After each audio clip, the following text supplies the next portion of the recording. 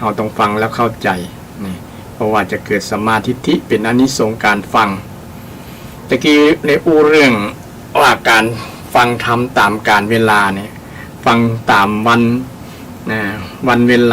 ลานั้นก็เวลาที่เป็นวันศีลวันศีลวันพระที่ห้องว่าเพิ่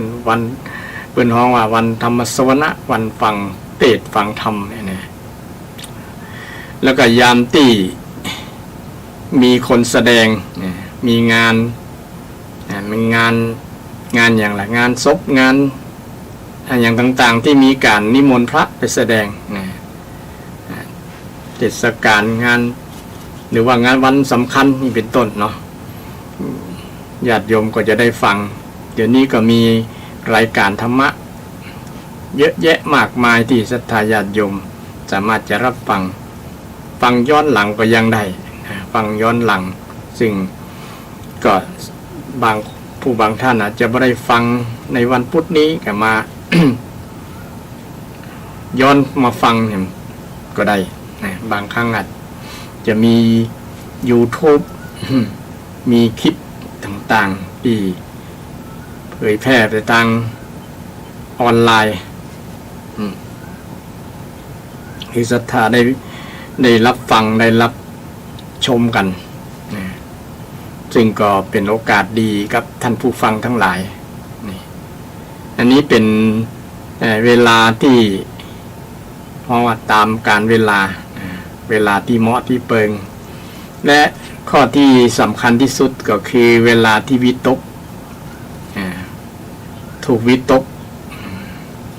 ครอบงำวิตกครอบงำวิตกนี้บ่ใช่ว่าวิตกกังวลนะความหมายของภาษาบาลีนะวิตกก็คือการตรึกนึกคิดนี่ยามที่นึกคิดจะได้นะยามที่คนนึกในเรื่องของกามวิตกนะเรื่องลักๆใคร่ๆนะเรื่องลักๆใคร่ๆนะเรื่องหลง คิดตรึกนึกเกี่ยวกับที่จะทำให้จิตใจมันใคร่มันหลงมันคลั่งนี่เป็นต้นเนี่ยเรากำลังเมาภาษาเมืองเขายามที่คิดเมาอันนั้นเมานี่เนี่ยมันตรึกนึกคิดเมายามนี่แหละเป็นยามที่ฟังเทศน์ฟังธรรมเปิง ควรฟังธรรมเปิงอย่างกรณีในสมัยในสมัยพุทธกาลในสมัยพุทธกาลนี่นันทะกำลังอยู่ในพระนันทะเนี่ยแต่ก่อนกำลังจะเข้าสู่วิวาห์กำลังจะแต่งงานภาษาชาวบ้านเนาะกำลังจะแต่งงานพระองค์ได้ไปจวนให้บวช ไปจวนให้บวชเพราะนันทานี้จะบวชวันนั้นเมาในความงามของว่าที่ภรรยา ว่าที่ภรรยายังงามพระองค์ก็เลยถามไปงานแต่งอะไรแล้วเลยถามว่าเธอจะบวชหรือเนี่ยนันทาก็เลยบอกกล้าปฏิเสธว่าบวชครับวันนี้แต่งงานบวชบ่ได้ว่าเก่งใจก็เลยว่าครับ คืออาจจะเผลอกำอูโดยที่ เป็นกำอูที่เผลอดีนะ ก็เลยจำเป็นต้องไปตุยวันนั้นเลยบ่ได้แต่งงานสักกรรมคันเป็นการไม่คันหม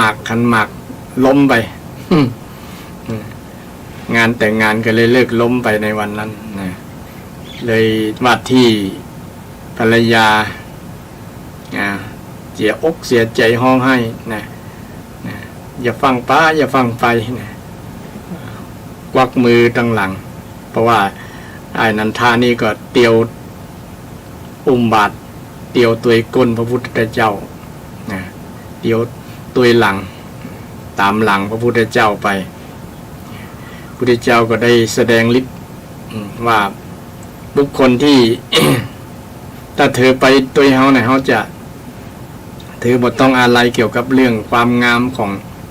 บ่ต้องเสียใจ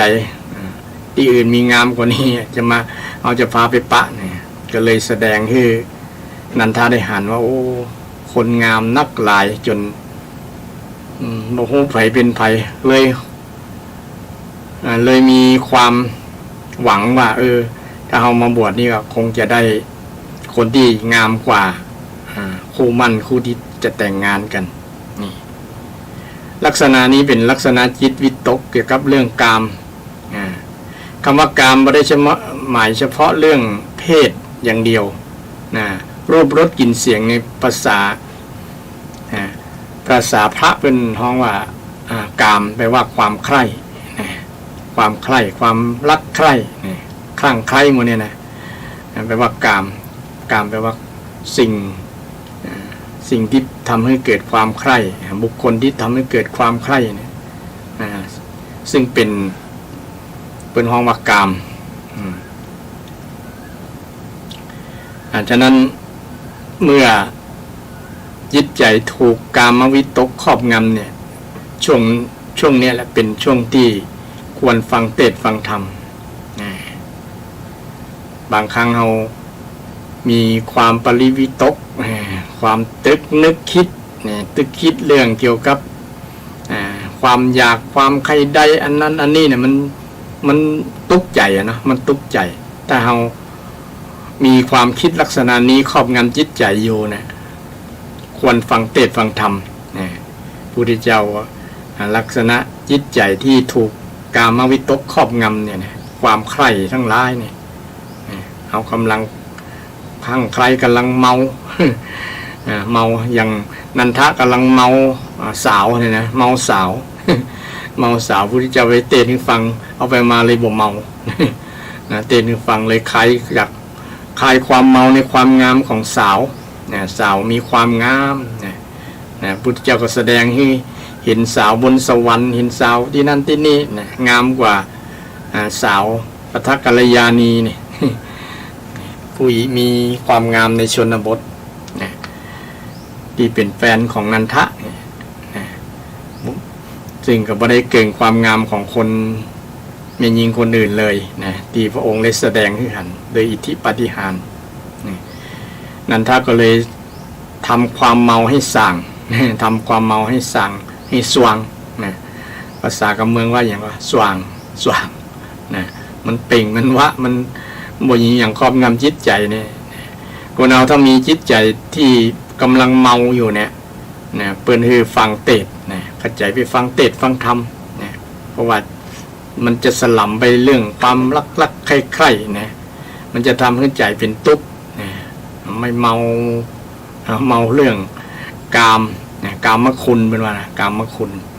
ก็ย้ำอย่างคำหนึ่งคำว่ากามไม่ใช่หมายเฉพาะเรื่องเพศ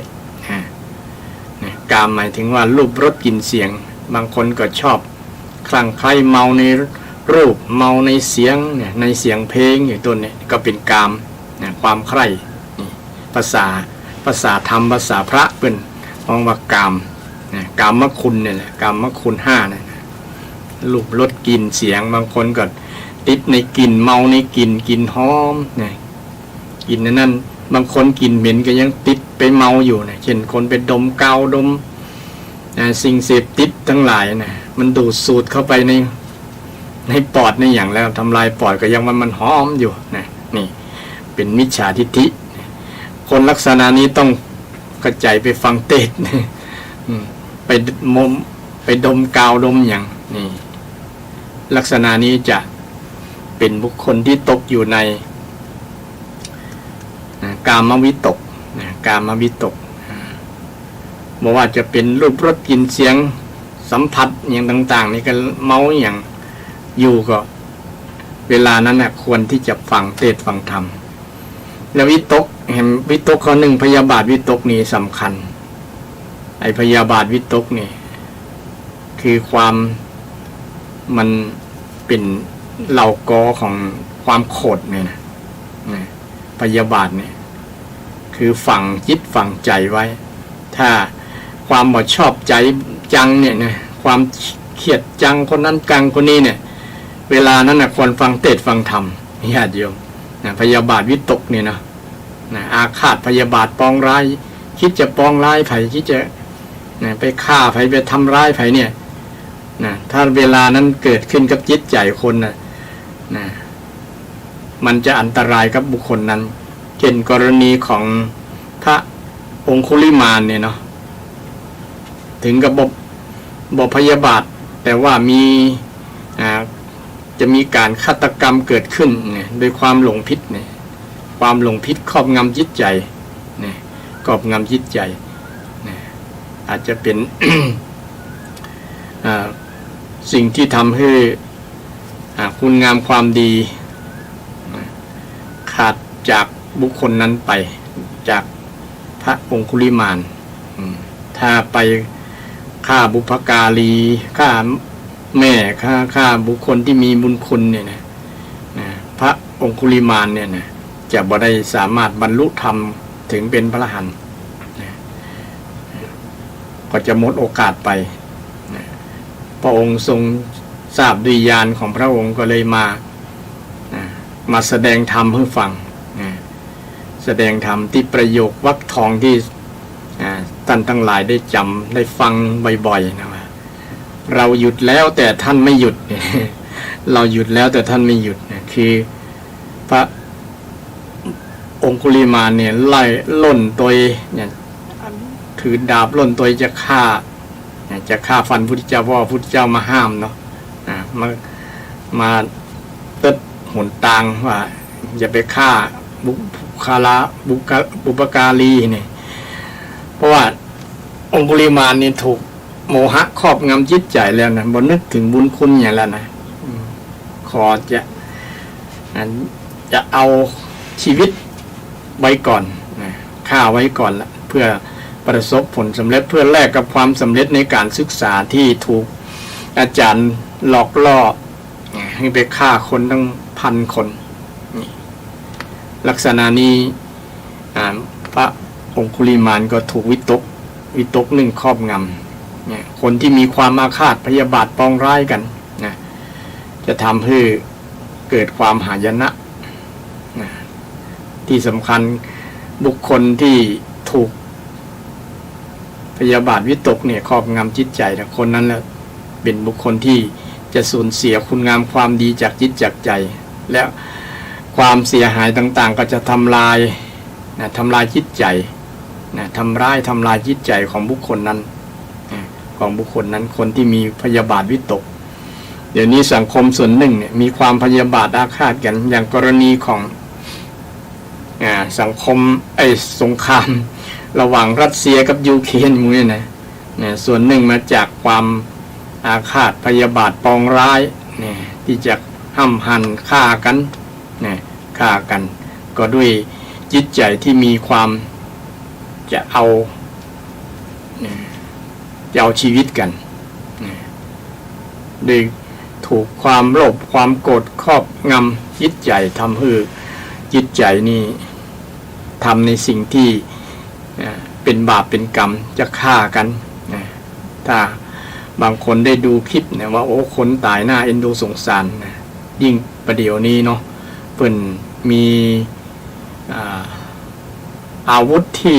รุนแรงถ้าได้มีอาวุธนิวเคลียร์นี่นะปุ่มเดียวนี่ตายเป็นกำหมื่นกำแสนตายเป็นเมืองเลยล่ะถ้ายิงขีปนาวุธไปนี่เพราะทั้งนี้ทั้งนั้นก็มาจากปริวิตกวิตกเนี่ยนะวิตกพยาบาทวิตกวิหิงสาวิตกเนี่ยนะวิหิงสาจิตที่จะเบียดเบียนคนอื่นเนี่ยนะวิหิงสาวิตกนี่ถ้าคนมีจิตใจมีความคิดลักษณะนี้ครอบงำจิตใจเนี่ยเป็นเวลาที่ควรฟังเทศน์ฟังธรรมคือสรุปง่ายๆก็คืออกุศลเกิดขึ้นกับจิตใจเนี่ยยามนั้นแหละเป็นยามที่ควรฟังธรรมยามที่ถูกอกุศลครอบงำจิตใจเป็นยามที่เป็นเวลาที่เหมาะเปิงที่จะฟังเทศน์ฟังธรรมฟังเทศน์ฟังธรรมถึงบ่มีอกุศลครอบงำจิตใจอย่าง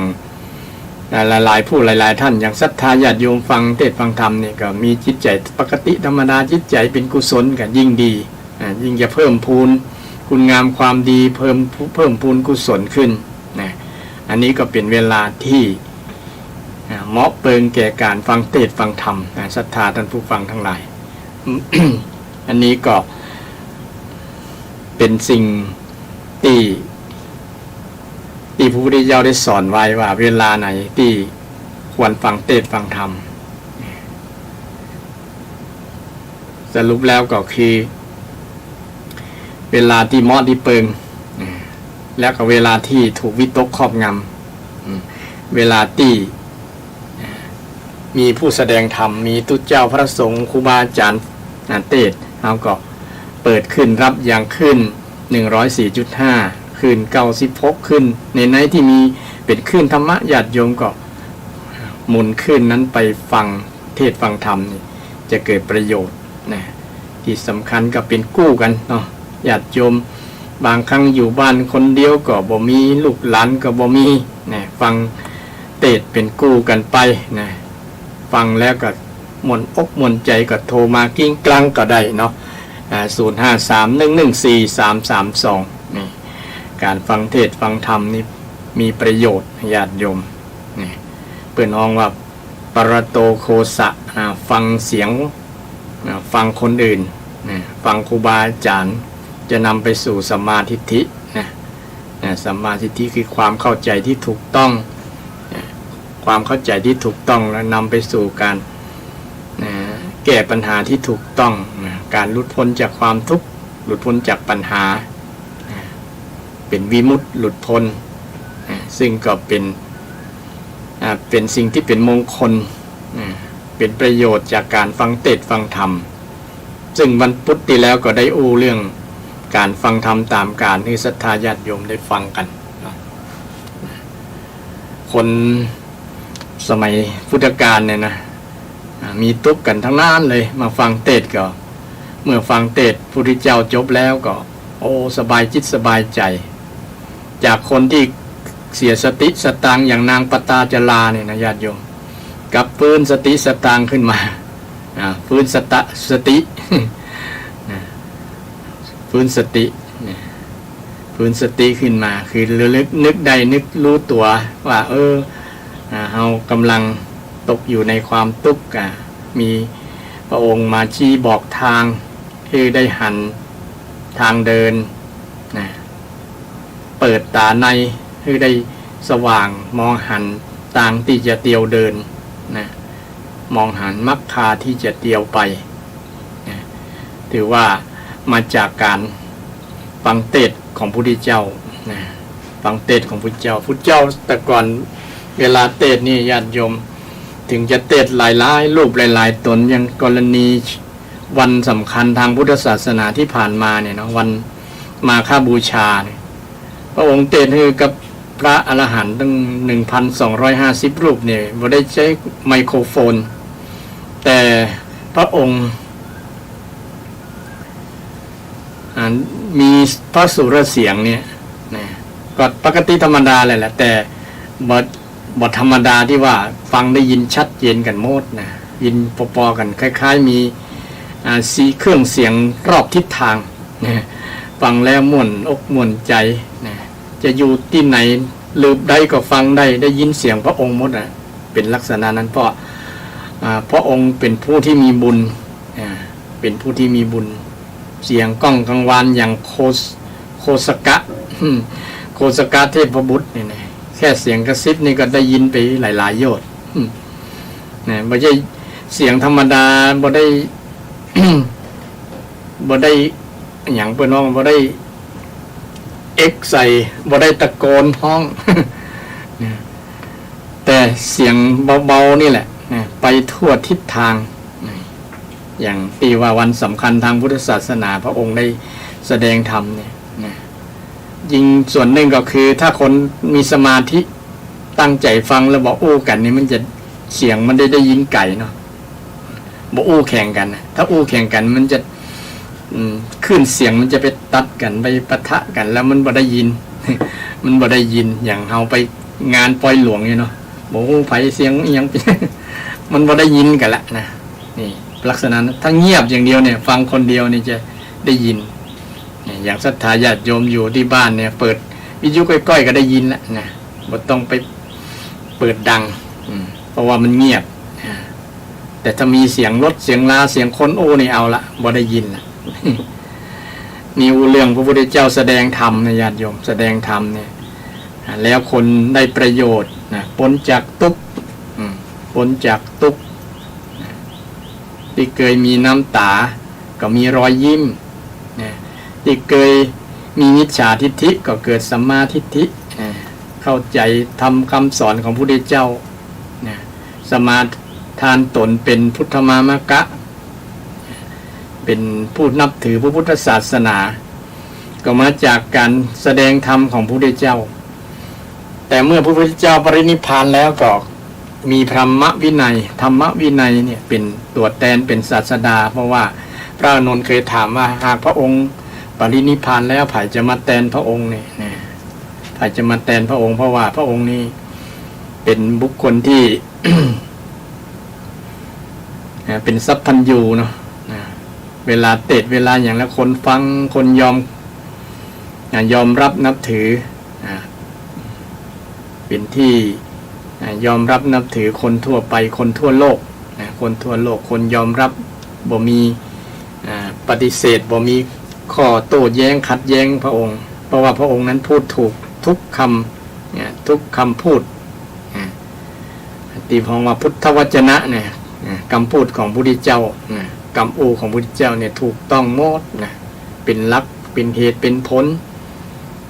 และเป็นประโยชน์แก่ผู้ฟังผู้ฟังไปแล้วฟังแล้วก็เกิดความสุขเกิดความเข้าใจเกิดสัมมาทิฏฐิญาติโยมอย่างศรัทธาญาติโยมฟังบ่อยๆเนี่ยก็เกิดความเข้าใจเกิดสัมมาทิฏฐิเนี่ยเป็นสิ่งที่สำคัญคนเราถ้าเกิดความเข้าใจถูกต้องบางครั้งแต่ก่อนหน้านี้เรายังบอกเข้าใจผิดเนี่ยเนาะอาจจะเป็นมิจฉาความเข้าใจผิดต่อเมื่อมาฟังคำสอนของพระสัมมาสัมพุทธเจ้าแล้วพระองค์พูดแล้วมันมีเหตุมีผลสามารถพิสูจน์ได้ด้วยการลงมือกระทำลงมือปฏิบัติเองนี่เป็นธรรมะที่เป็นเหตุเป็นผลที่คนฟังแล้ว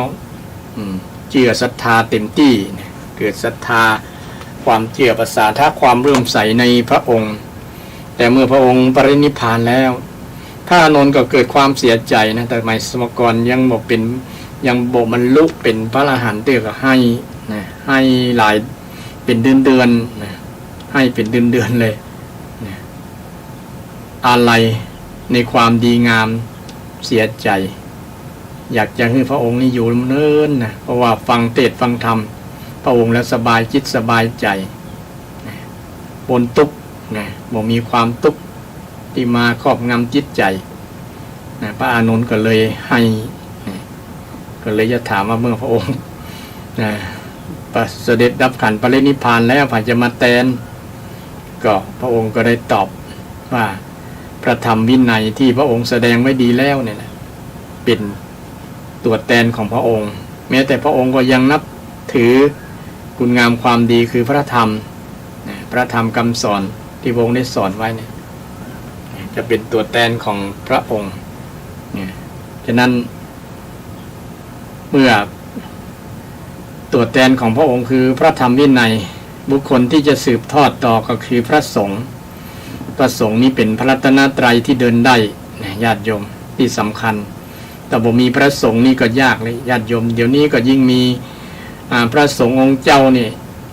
อยู่บ่ครบวัดหรอกศรัทธาญาติโยมบางวัดนี่ขาดตุ๊เจ้าเข็มจะเสาะตุ๊เจ้าตนหลวงตนเป็นเจ้าวาดเนี่ยยากบางตนก็อยู่ได้บ่เมินศึกขาลาเพศไปเป็นต้นเนาะทำให้บุคลากรทางศาสนาที่เป็นสังฆรัตนะเนี่ยที่สังฆรัตนะที่ว่ารัตนะที่เดินได้เนี่ยที่เอาธรรมะในพระไตรปิฎกเป็นคำสอนของพระสัมมาสัมพุทธเจ้ามาเทศน์มาสอนมาแสดงคือ ท่านผู้ฟังทั้งหลายฟังเนี่ยมันเขียมบางตีบางแห่งเนาะจะซอตุเจ้าไปอยู่ก็ลำบากตุเจ้าก็หาที่ไหนก็บ่ได้บางตนก็มีบางวัดก็มีตนเดียวญาติโยมนะถือว่าช่วงนี้ช่วงขาลงช่วงวิกฤตบุคลากรทางศาสนาเนี่ยก็น้อยลงก็เป็นตีกังวลเช่นเดียวกันนะอาตมายังคิดว่าต่อไปก็คงจะเสาะหากันในบ้านนั่นแหละมาบวชกันปนน้อยปนหนานที่เคยบวชมาก็เอามาเป็นตู้หลวงให้เป็นต้นนะบวชกันแล้วก็จะได้มีพระเนนเฝ้าวัดเฝ้าวามีพระเนนดูแลวัดดูแลวานี่ต่อไปก็จะเป็นลักษณะนั้นเพราะว่าลูกหลานก็เกิดน้อยเนาะบ่มีคนมาบวชพระน้อยพระหนุ่มเนนน้อยเดี๋ยวนี้ยิ่งจำนวนลดบุบบับเลยยิ่งช่วงโควิดเนี่ยบ่มีการบวชสามเณรภาคฤดูร้อนในญาติโยมถือว่าจำนวนสถิติผู้ที่บวชนี่น้อยลงฉะนั้นก็ผู้ด้วยความเป็นห่วงวิตกกังวลเช่นเดียวกันว่าอนาคตเนี่ยจะมีพระเนนผู้ที่สืบต่อพระพุทธศาสนาผู้ที่มาศึกษาเนี่ยจะมีน้อยหรือจะหายไปหมกใดเนี่ยจะแก้ไขปัญหานี้จะได้เนี่ยก็ต้องเป็นปัญหาที่จะช่วยกันนะช่วยกันศรัทธาญาติโยมที่สำคัญนะญาติโยมก็เป็นบริษัทหนึ่งก็บริษัทสี่มีภิกษุณีบาศกบาสิกาเนี่ยญาติโยมที่โดยเฉพาะอุบาสิกานะแม่ออกนี่แหละสำคัญเนี่ยบอกว่าวัดไหนเนี่ยมีก็แม่ออกนักนะพอออกไปทำการทำงานบ่ได้ไปวัดไปวาแม่ออกนี่เป็นหลักญาติโยมนะบอกว่าวัดไหนละมีก็แม่ออกมีก็เทวดานักกว่าเทวบุตรนะเทวบุตรก็มีสักบ่กี่คนนะเพราะว่าเป็นพ่อบ้านก็ต้องทำการทำงานนะมีหน้าที่ต้องดูแลความเป็นอยู่ของครอบครัวแม่บ้านก็มาวัดมาวาแตนปออกฉะนั้นก็ต้องช่วยกันนะช่วยกันอย่างถึงวันนี้ศรัทธาล้านนาเฮาก็ช่วยกันอยู่ดีนะฮักปัดฮักวาฮักพระสงฆ์องค์เจ้านะฮักพระสงฆ์องค์เจ้าช่วยอุปถัมภ์ประทากช่วยพัฒนาวัดพัฒนาวาวัดมีการมีงานก็ช่วยกันนะเพื่อให้ศาสนาพุทธของเฮาอยู่ได้มั่นคงที่สำคัญก็คือนำธรรมะคำสอนนี่แหละญาติโยมคำสอนไปประพฤติปฏิบัติไปประคับประคองชีวิตนี่คำสอนที่พุทธเจ้าได้สอนไว้เอาก็นำหลักธรรมคำสอนเนี่ยสอนตัวเฮาแล้วก็ไปสอนลูกสอนหลานนะที่จะเป็นผู้สืบทอดวงตระกูลต่อไปนะเป็นเด็กที่ดีเป็นคนที่ดีในสังคมเป็นบุคคลที่พึงปรารถนาเป็นต้นนะอันที่จริงคำสอนทางพุทธศาสนาก็เป็นถ้าว่าเป็นทฤษฎีกับทฤษฎีที่จะให้สังคมอยู่เย็นเป็นสุขอยู่ดีมีสุขเนี่ยเนาะอยู่สมบูรณ์พ้นสุขเนี่ยก่อนสอนให้คนเป็นสุขนั่นเองให้คนพ้นจากทุกข์เนี่ยเมื่อพ้นจากทุกข์แล้วก็มีสุขคนเดียวมีสุขเองบ่ต้องไปแสวงหาเนี่ยที่สำคัญถึงวันนี้คนเฮามีทุกข์ที่จะต้องต่อสู้กับปัญหากับความทุกข์หลายๆบางคนก็มีที่สำคัญก็ทุกข์ประจำคนเฮาก็ถือต้องดูแลขันต้องดูแลร่างกายจิตใจนี่แหละดูแลขันห้าเนี่ยเนาะต้องมาดูแลตื่นเช้าก็มาล้างหน้าแปรงฟันนี่ก็เป็นภาระเป็นดูหน้าที่ต้องดูแลเรื่องปากเรื่องท้องตัวเก่าเรื่องท้องคนอื่นเนี่ยก็ต้องหาเสาะหามาก็เป็นภาระที่ต้องไปเสาะไปหานี่เป็นต้นเนาะศรัทธาท่านผู้ฟังทั้งหลายอันนี้เป็นหน้าที่เราต้องทำกันอยู่ทุกวันอยู่แล้วทำบริหารขันบริหารขันตัวเองบริหารขันในที่นี้ก็คือกายกับใจนั่นแหละบริหารกาย บริหารใจนะการบริหารกายนี่ก็ส่วนหลายก็บ่ต้องคือเน้นกันนะบ่ต้องได้บอกได้อย่างยากแต่สำคัญคนบริหารใจนะขาดบริหารใจนะใจนี้ก็ต้องมีอาหารนะญาติโยมต้องเลี้ยงดูเหมือนกับร่างกายที่ต้องกินข้าววันละ3 คาบกินน้ำวันละหลายขวดนี่เนาะวันละเป็นขวดก็ต้องดูแลให้ก็อยู่บ่ได้เนาะใจของเราเช่นเดียวกันยิ่งสำคัญกว่าร่างกายถ้าบริหารกายบริหารใจใจนี่สำคัญใจเป็นนายกายเป็นบ่าวเพราะใจมันสั่งกายให้ทำสั่งกรรมสั่งปากให้อู้ สั่งปากให้อู้ให้จานี่ฉะนั้นใจจึงสำคัญใจจึงมีอาหารใจก็คือคุณธรรมคุณงามความดีนะญาติโยมคุณงามความดีเป็นอาหารใจคุณงามความดีนี้เป็นอาหารใจคุณธรรมทั้งหลายเช่นความมีเมตตา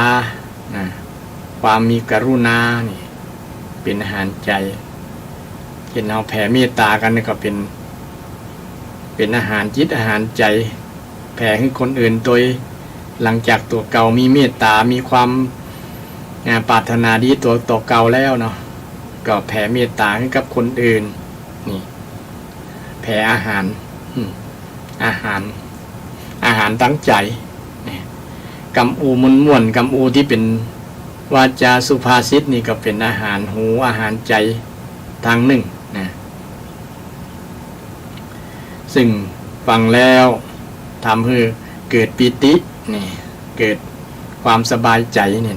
ฟังแล้วฟังเสียงกระทบหูเป็นเสียงที่เป็นเสียงธรรมะที่เป็นคำสอนของพระสัมมาสัมพุทธเจ้าฟังแล้วเอาเข้าอกเข้าใจธรรมะข้อนี้เราประพฤติปฏิบัติแล้วจะเกิดประโยชน์นี่เข้าใจแบบนี้นะธรรมะจะแล้วถ้าเรายังฝืนอยู่ทำอยู่มันก็เป็นปัญหาของอธรรมเนาะอกุศลธรรมเนี่ยธรรมมันมีสองอย่างธรรมกับอธรรมธรรมหรือว่าบุญกรรมกับบาปกรรมกุศลธรรมกับอกุศลธรรมนี่ต่างก็เป็นธรรมเหมือนกันแต่ว่ามันมีทั้งหน้าแตกกันที่เตื้องหน้านี่ถ้าเราฝึกจิตฝึกใจให้มีกุศลธรรมทั้งหลายนี่เป็นอาหารใจนี่อย่างจิตใจมันก็จะมีคุณภาพเข้มแข็งแรงมีปัญหาอย่างต่างๆก็บ่สามารถมาทำร้ายจิตใจเขาได้เพราะว่าจิตใจเขามีพลังเข้มแข็งอย่างศรัทธาคนแต่ก่อนนี้จิตใจเข้มแข็งจิตใจเข้มแข็งบ่อ่อนไหวบ่ไหวไปกับกำอูกับอย่างคนนี่อันนี้เป็นเรื่องเกี่ยวกับเรื่องอาหารจิตอาหารใจอย่างศรัทธาญาติโยมฟังเทศน์ฟังธรรมนี่ก็เป็นอาหารจิตอาหารใจต้องบริหารใจเพื่อให้ชีวิตเรามีคุณภาพมีความสุขคุณภาพจิตใจดีแล้วก็มีความสุขได้คนเราบ่ต้องไปซื้อหาเหมือนกับอาหารทั้งกายเนาะอาหารทั้งกายนี่จะ ต้องไปซื้อไปหาถึงจะอิ่มต้องเนาะแต่อาหารใจนี่บ่ต้องไปซื้อไปหาแค่เปิดขึ้นวิทยุหรือว่าทำคุณงามความดีต่อกันคุณงามความดีต่อกันก็เป็นอาหารจิตอาหารใจเห็นลูกปฏิบัติดีต่อพ่อแม่เชื่อฟังบ่เหลือกรรมพ่อกรรมแม่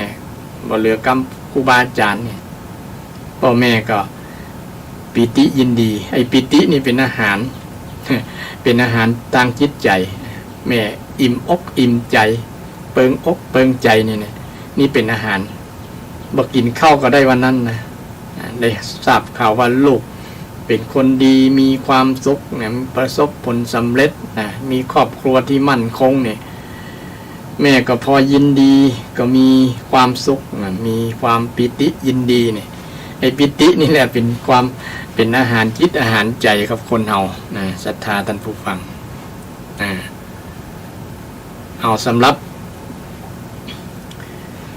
เรื่องที่เกี่ยวกับว่ามงคลข้อที่ว่าการฟังเทศน์ฟังธรรมตามการก็คงมีประมาณนี้ก็จะต่อไปก็จะเรื่องมงคลที่ว่าด้วยความอดทนความอดทนก็เป็นมงคลอย่างหนึ่งในมงคล38ประการพุทธก่อนนั้นได้เรื่องคนแต่ก่อนมีความอดทนความอดทนกว่าคนบัดเดี๋ยวถ้าท่านใดได้ฟังก็คงจะจำได้ว่าได้เรื่องความอดทนมาถึงตัดตีเปรียบเทียบเปรียบเปรยอุปมาประไมยให้อ่านว่าคนแต่ก่อนนี้มีความอดทนโดยเฉพาะความอดทนต่อความลำบากตรากตรำเนี่ยนะความลำบากตรากตรำความทุกข์ความยากเดี๋ยวนี้จะมากัดก้อนเกลือกินเกลือเนี่ยนะลำบากเนี่ยจะมานับหนึ่งไงนี่นะลำบากหายากต้องมีอย่างก็ต้องมีอย่างมากค้ำประกันนะว่าแต่งงานไปแล้วจะบ่ทุกข์บ่ยากอย่างประมาณนั้นนะเพราะว่าพ่อแม่แต่ก่อนนะกลัวลูกจะเป็นทุกข์นั่นแหละนะก็เลยบ่อยากให้ลูกทุกข์อย่างตัวเก่าจริงเป็นผลดีถ้าพ่อแม่ให้ลูกได้สอนได้ลูกมีความทุกข์พ่องรู้จักปัญหาพ่องมันจะเป็นความเพราะว่ามันจะเป็นภูมิคุ้มกันขึ้นเขานะบอกให้เขาสบายเกินนะคนประเดี๋ยวบางครั้งบอกรู้จักความทุกข์ความอดทนบอกมีความอดทนน้อยมีความอดทนน้อยก็เลยเป็นคนที่บ่สู้นะนักกับบ่เอาเบากับบ่สู้นะเป็นลูกขี้แยนะเปิ่งพ่อเปิ่งแม่ไปจนตายแต่ที่จะเป็นที่เปิ่งของพ่อของแม่แม่ได้เปิ่งพ่องนะก็เป็นคนขี้แยไปเนี่ยอย่างกับบ่จ้างบ่อดทนกับเป็นคนขี้ค้านไปเลยคนแต่ก่อนเพิ่นมีความอดทนแต่คนบัดเดียวนี่ส่วนหนึ่งเนี่ยบ่ใช่ทั้งหมดส่วนหนึ่งแต่ละอ่อนบางคนก็มีความอดทนเพราะว่าถูกสอนถูกฝึกถูกสอนมาบางครั้งก็พ่อแม่แยกทางกันก็ธรรมชาติก็ฝึกให้เขามีความอดทนจะต้องต่อสู้เพราะว่าจะไปเปิ่งพ่อเปิ่งแม่เพิ่นก็แยกทางกันแล้วนะอยู่คนละตีละแห่งเขาก็อยู่กับยายกับตาก็อย่างเป็นต้นเนาะแล้วทำให้เขามีความเข้มแข็งมีความคิดจะต่อสู้อุปสรรคปัญหาต่างๆที่กำลังต่อสู้เนี่ยก็ดิ้นรนต่อสู้กันเนี่ยฝึกฝนตัวเก่านะอดทนจนประสบผลสำเร็จนะหลายๆคนที่ประสบผลสำเร็จมาจากความอดทนคนหลายๆคนถึงแม้ว่าเริ่มต้นมาจากศูนย์เนี่ยก็เป็นคนที่มีฐานะมีความมั่นคงทางการเงินนะมีฐานะดีนะอยู่สุขสบายได้เพราะว่าผ่านจากความอดทนความทุกข์ลำบากต่างๆนานาเนี่ยผ่านมาได้นะอดมือกินมือนะสู้จนเอาหยาดเหงื่อแลกเงินทำงานจนคนแต่ก่อนนะทำงานนี่พอเสื้อเนี่ยเสื้อจะเป็นอย่างดอกขาวๆที่มันเหงื่อมันออกแล้วมันจะมีญาติโยมที่เคยหันคนทำงานนักเหงื่อท่วมตัวเพื่อนว่านะเหงื่อท่วมตัวนะอาตมาก็เคยทำเช่นเดียวกันแบบนั้นนะพอเหงื่อมันท่วมตัวเลยนะมันจะมีคราบเหงื่อใครเนี่ยนะมันติดกับเสื้อกับผ้าเนี่ยมันสีขาวๆสีเทาๆเนี่ยเป็นลักษณะนั้นบ่งบอกถึงเอาทุ่มกำลังกายนะทุ่มกำลังจิตกำลังใจสู้ทน ทำงานนักเพื่อที่จะแลกกับข้าวแลกเงินเพื่อมาประทังชีวิตเพื่อมาตั้งต้นมาตั้งหลักตั้งฐานะก็เริ่มมาจากศูนย์นั่นเองต่อสู้กันต่อสู้ดิ้นรนในส่วนนี้ก็คือคนมีความอดทนคนอดทนคนไหนอดทนคนนั้นก็ผ่านไปได้อดทนต่อความตากตำอดทนต่อความทุกขเวทนาทุกขเวทนาคือเก็บเป็นเอ็นอุ่นคนแต่ก่อนบ่ได้เปิ้งยาแต่ถ้าเปิ้งยากับเปิ้งยาสมุนไพรเอาสมุนไพรประจำพื้นท้องถิ่นต่างๆมาเป็นยาหมดเพราะว่าพืชพันธุ์ธัญญาหารต่างๆเนี่ยหมอชี้บอกว่า 99% เนี่ยเป็นยาหมดแต่เขาบอกว่าพืชพันธุ์ธัญญาหารนั้นมันเป็นยามันมีสรรพคุณจะใดพ่องเนี่ยเอาก็บ่สามารถต้องอาศัยการพิสูจน์ทดลองว่าสิ่งนี้มันมีตัวยามันมีแก้อันนั้นแก้นี้ได้เนี่ยต้องอาศัยคนก่อนภูมิปัญญาของคนแต่ก่อนเนี่ยเวลาเจ็บเป็นเอ็นโอนเนี่ยเพิ่นจะเอายาสมุนไพรนี่แหละใจบ่ต้องไปกินยาพาราเซตามอลยาปัจจุบันเนี่ยนะมันจะเป็นผลต่อตับต่อไตนะกินนักกินหลายนะทำให้ผลเสียแทนที่จะเป็นผลดีนะบางคนเจ็บแข้งเจ็บขาหน่อยกับกินพาราอย่างเป็นต้น มันก็เป็นผลต่อร่างกายซึ่งจะเป็นผลในอนาคตเนี่ยมันก็เป็นผลเสียอย่างตึงวันเนี่ยมันได้รับผลจากในอดีตคนจะเข้าโรงยานักเพราะว่าไปปึ้งยาเม็ดยานั้นยานี้อย่างอาตมาบ่ใช่อวดตัวนะถ้าบอกอย่างแต้ๆเนี่ยจะบอกกินยาเลยนะจะบอกกินยาสามัญประจำบ้านอย่างนี้นะมันจะหายมันเกิดแล้วก็จะหายคนเดียวเช่นเป็นวัดเป็นยังมูเนี่ยนะแต่บอกเป็นไข้ตัวฮ้อนแต่ว่าเนี่ยจะบอกกินยาจะบอกกินยาคือพยายามพักผ่อนมันก็หายอย่างตึงวันนี้อาตมาสังเกตนะคนกลัวโรคโควิดนะฉีดยาฉีดวัคซีนจน4-5-6 เข็ม7 เข็มก็มีเนี่ยญาติโยมกลัวแต่กลัวว่านี่มันจะเป็นผลเสียนะฉีดนักลำไปถ้ามันดีแต่มันต้อง2 เข็มก็น่าจะอยู่เนาะ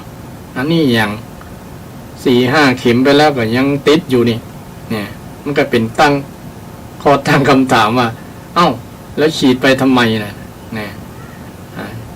มันคืนตัวนั้นตรวจเชื้อโรคนะเชื้อโรคเข้าไปในร่างกายนะสิ่งแปลกปลอมนะแต่ที่ร่างกายจะสร้างภูมิคุ้มกันโดยธรรมชาติของมันญาติโยมอันนี้บ่ได้หึงศรัทธาญาติโยมได้ตกใจกลัวว่าฉีดไปแล้วจะมีผลข้างเคียงกับร่างกายนะแต่ลองสังเกตคนเดียวญาติโยมลองสังเกตคนเดียวบางคนนี่บ่ได้ฉีดแต่บ่ได้ติดนี่แสดงว่ามันมีอย่างบางอย่าง บางอย่างที่เราจะต้องสงสัยนะแต่ฉีดไปแล้วก็บ่ต้องวิตกกังวลอย่างแต่ว่าฉีดเป็นนักล่ำไปกับบดีเนอะอันนี้อาตมาก็ไม่ใช่เป็นหมอนะ แต่ว่าขอความปรารถนาดีขอเตือนเพราะว่าจะเป็นผลเสียนะเป็นผลเสียนักกว่าเป็นผลนั่นนะตั้ง5-6 เข็มนี้มันเบ้อเกินไปนะมันเบ้อเกินแต่มันมีคุณภาพเข็มเดียวก็อยู่แล้วนะคนแต่ก่อนเนี่ยเป็นฉีดวัคซีนนั้นวัคซีนนี่เข็มเดียวได้ผลเนี่ยแต่ถึงวันเนี่ยเอาเป็นได้2-3 เข็ม4 เข็มบ่อยู่บ่อยู่นี่ญาติโยมเนี่ยอันนี้เพราะส่วนหนึ่งมาจากความวิตกกังวลเกินเหตุเกินเหตุกลัวเอาไปมาฉีดนะกับแทนที่จะกลัวว่ากลัวเป็นนั่นเป็นนี่มันเลยเป็นนะ เพราะว่ามันเป็นผลข้างเคียงที่สำคัญเรารักษาสุขภาพนี่แหละบริหารธาตุทั้ง4นี้มันดี นะตามหลักพุทธเจ้าสอนนะญาติโยมนะธาตุสี่มันสมบูรณ์บริบูรณ์มัน บ่นักบ่นั่งเกินไปเนี่ยสุขภาพของเราจะเข้มแข็งดี โดยเฉพาะเรื่องการอยู่การกินเนี่ยสำคัญนะการอยู่การกินนะเช่นคนไปกินอย่างที่แปลกปลอมอย่างต่างๆเนี่ยมันมาจากนั่นนะอย่างที่อู่ฮั่นอย่างต่างๆมันเป็นแหล่งกำเนิดเกิดมาแล้วนะเกิดเชื้อไวรัสตัวนี้นะไวรัสโคโรนาหรือว่าท้องว่าโควิดเนี่ยยิ่งปัจจุบันนี้เอาไปมามันเป็นธรรมชาติแล้วศรัทธาญาติโยมมันเป็นวัดประจำพื้นถิ่นพื้นที่แล้วนะบ่ต้องมีคนเป็นพาหนะมันบ่ติดต่อจากคนแล้วมันเกิดเองเลยนะมันเกิดเองกับที่นี่ก็เหมือนกับวัดไข้วัดแต่ก่อนนะเนี่ยโยมมันก็เกิดเองบ่มีไผเป็นพาหนะนะเกี่ยวกับธาตุอย่างที่ว่านั่นนะเช่นคนไป ตากแดดร้อนๆมาเจอเย็นๆเนี่ยนะร่างกายมันปรับความเย็นปรับความร้อนบัดนั้นมันก็เลยทำให้เกิดเป็นหวัดเป็นไอเนี่ยลองสังเกตเถอะนะเช่นคนเอาทำงานร้อนๆมาเนี่ยไปอาบน้ำเย็นเนี่ยนะเอาน้ำเย็นมาคดหัวนี่แน่นอนแล้วเป็นหวัดแน่นอนนะแต่ร้อนๆมาเนี่ยเพราะว่าสภาพร่างกายมันปรับบดดันนะมันปรับบดดันปรับบดดันนี่เรื่องความอดทนนะคนเขาต้องอดทนต่อนะอดทนต่อโรคนะทนต่อโรคทนต่อภัยคือโรคภัยเนี่ยนะความเจ็บเป็นเอ็นอุ่นต่างๆนะคนแต่ก่อนอดเอามันก็ทนหายไปคนเดียวมันนะบางคนนี่มันอดบ่ได้ก็ต้องอาศัยตัวช่วยนะตัวช่วยคือยาเนาะยาพาราเซตามอลเจ็บต้องน้อยกะอย่างยาธาตุก็อย่างนี้เป็นต้นนะบางครั้งบอกอดเอานะบางครั้งเขากินอย่างบางมัน มีเชื้อโรคบางอย่างนะเข้าไปแล้วก็ทำให้ต้องใส่มันปั่นป่วน ต้องใส่ปั่นป่วนแต่กินอาหารดีมันก็คงมาเป็นลักษณะนั้นต้องดูที่เหตุที่ผลต้องแก้ที่เหตุนะต้องแก้ที่เหตุทีนี้เวลาเจ็บแล้วมันอดบ่ได้นะ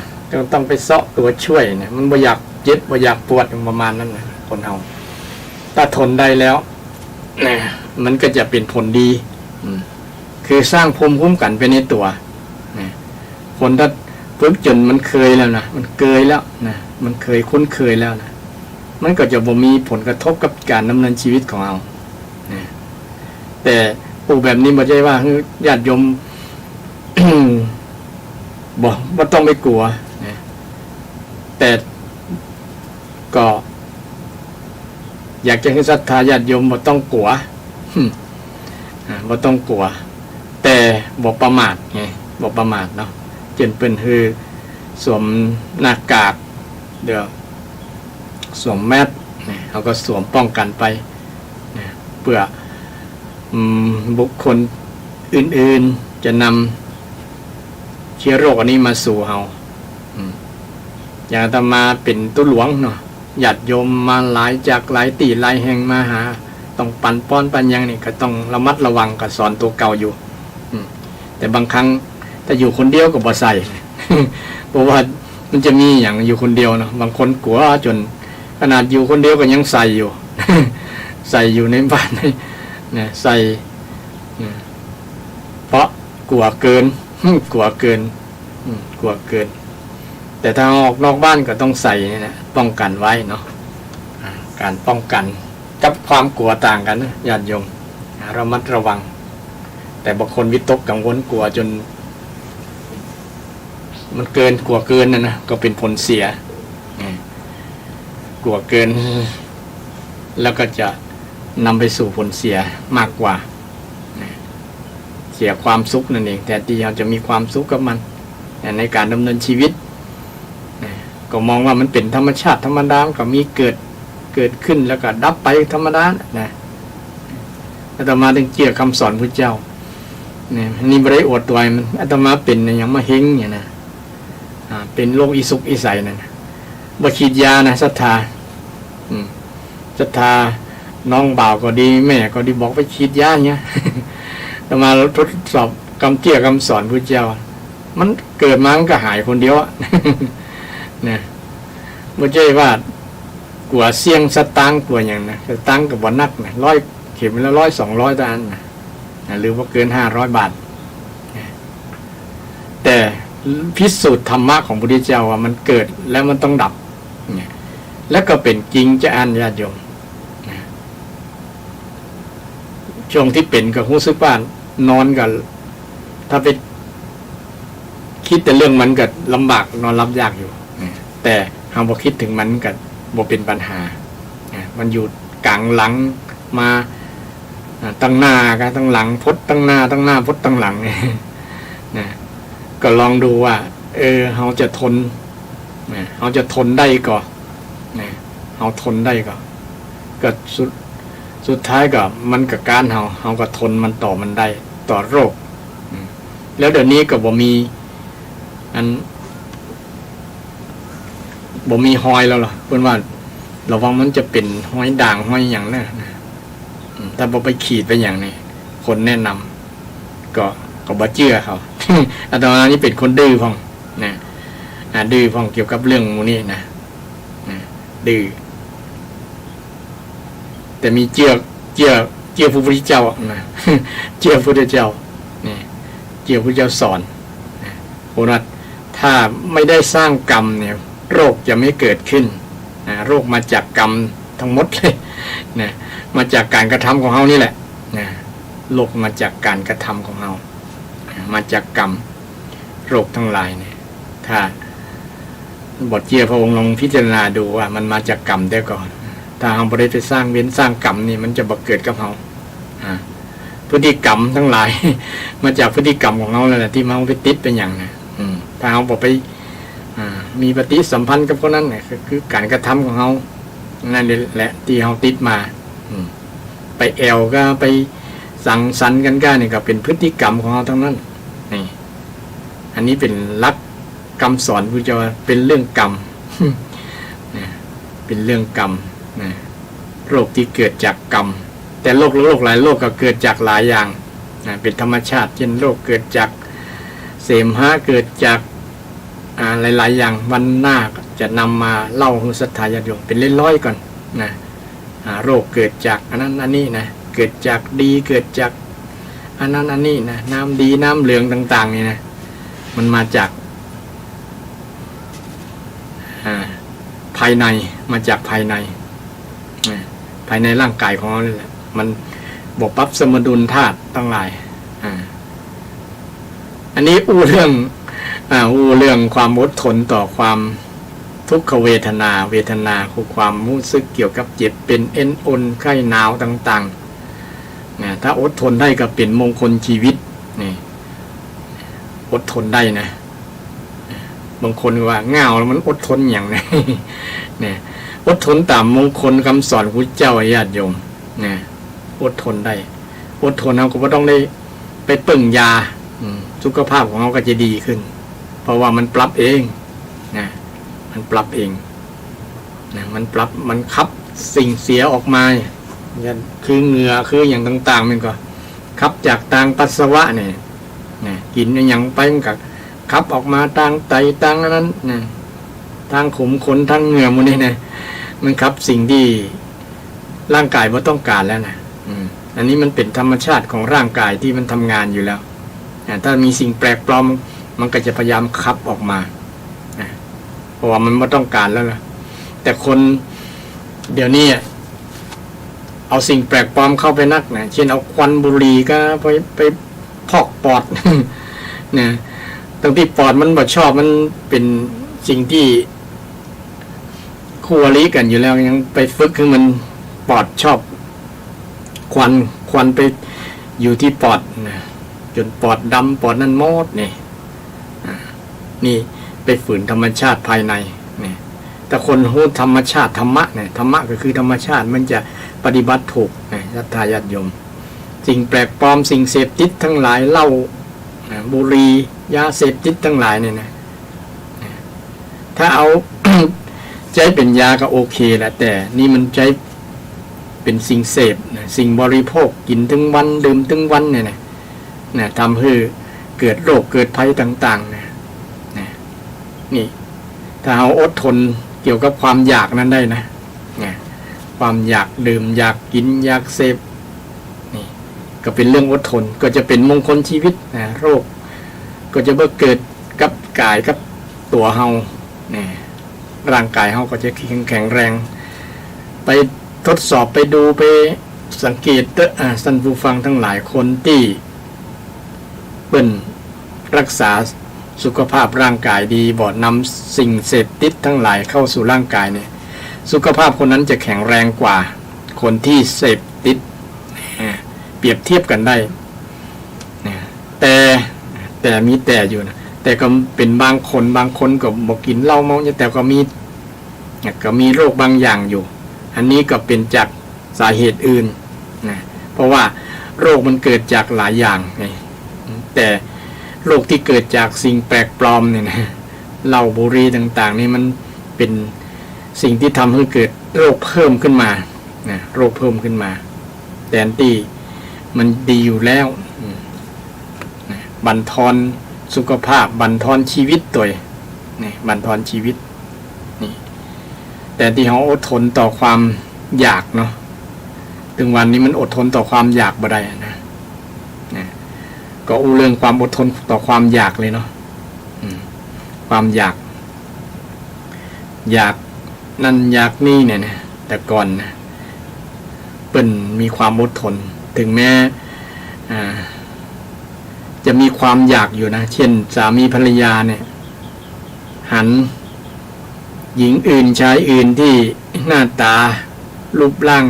งามหล่อเหลาอย่างเป็นต้นเนาะก็อยากจะมีใจแต่ด้วยความมีความอดทนต่อความคิดชั่วร้ายเนี่ยความคิดบดีนั่นนะทนต่อความรู้สึกที่บดีนั่นนะทนไปมันก็ดีไปนะบางครั้งมันก็แวบคิดมานะมันอกุศลเกิดขึ้นกับเกือบทุกคนนะอกุศลมันบอกไว้หน้าไผ่นะบอกว่าเป็นพระสงฆ์องค์เจ้าไม่ศรัทธาญาติโยมเป็นมัดนะญาติโยมมันบอกปราณีไผ่นะอกุศลความคิดบดีเนี่ยเกิดขึ้นกับจิตคนได้นะทุกคนนะยกเว้นพระอรหันต์ที่เป็นหมดกิเลสแล้วจะบอกคิดในสิ่งที่เป็นอกุศลนะศรัทธาฉะนั้น ถ้าคนอดทนต่อความโลภความอยากเนี่ยเนาะอดทนต่อความโกรธเนี่ยความเกลียดความชังบางครั้งนี่เขาอยากจะกินเนี่ยคนอ่อนคนแต่ก่อนเนี่ยเนาะมีฐานะยากจนอยากจะกินอาหารล้ำๆอาหารเปิ้นกินก็โอ้จะเนี้ยจะได้ถึงจะได้กินจะเป็นลักของเปิ้นมากับพิษสินเนี่ยแต่จะไปกินก็บ่มีเงินซื้อนี่เป็นต้นเนาะก็ต้องอดเอาก็ต้องพยายามต่อสู้อดทนนะทำการทำงานขยันหมั่นเพียรเพื่อให้ได้เงินทองได้รายได้มาเพื่อที่จะอัปเกรดฐานะตัวเองให้มีความอยู่ดีกินดีอยากแต่ก่อนอดก่อนอดไว้ก่อนอดไว้ก่อนแล้วจะดีแม้แต่คนสมัยก่อนเนาะแต่ละสมัยก่อนนั้นเกี่ยวกับเรื่องการที่มีคู่ครองเนี่ยเป็นอดแต่ละคนที่เป็นแม่หญิงเนี่ยนะโดยเฉพาะอดเรื่องความมีเพศสัมพันธ์ ความมีเพศสัมพันธ์จะเป็นสาวบริสุทธิ์นะจนกว่าจะได้แต่งงานกับคนที่จะว่าที่สามีนะบ่ได้เสียตัวก่อนที่จะมาแต่งงาน บ่ได้มีความรักพร่ำเพรื่อ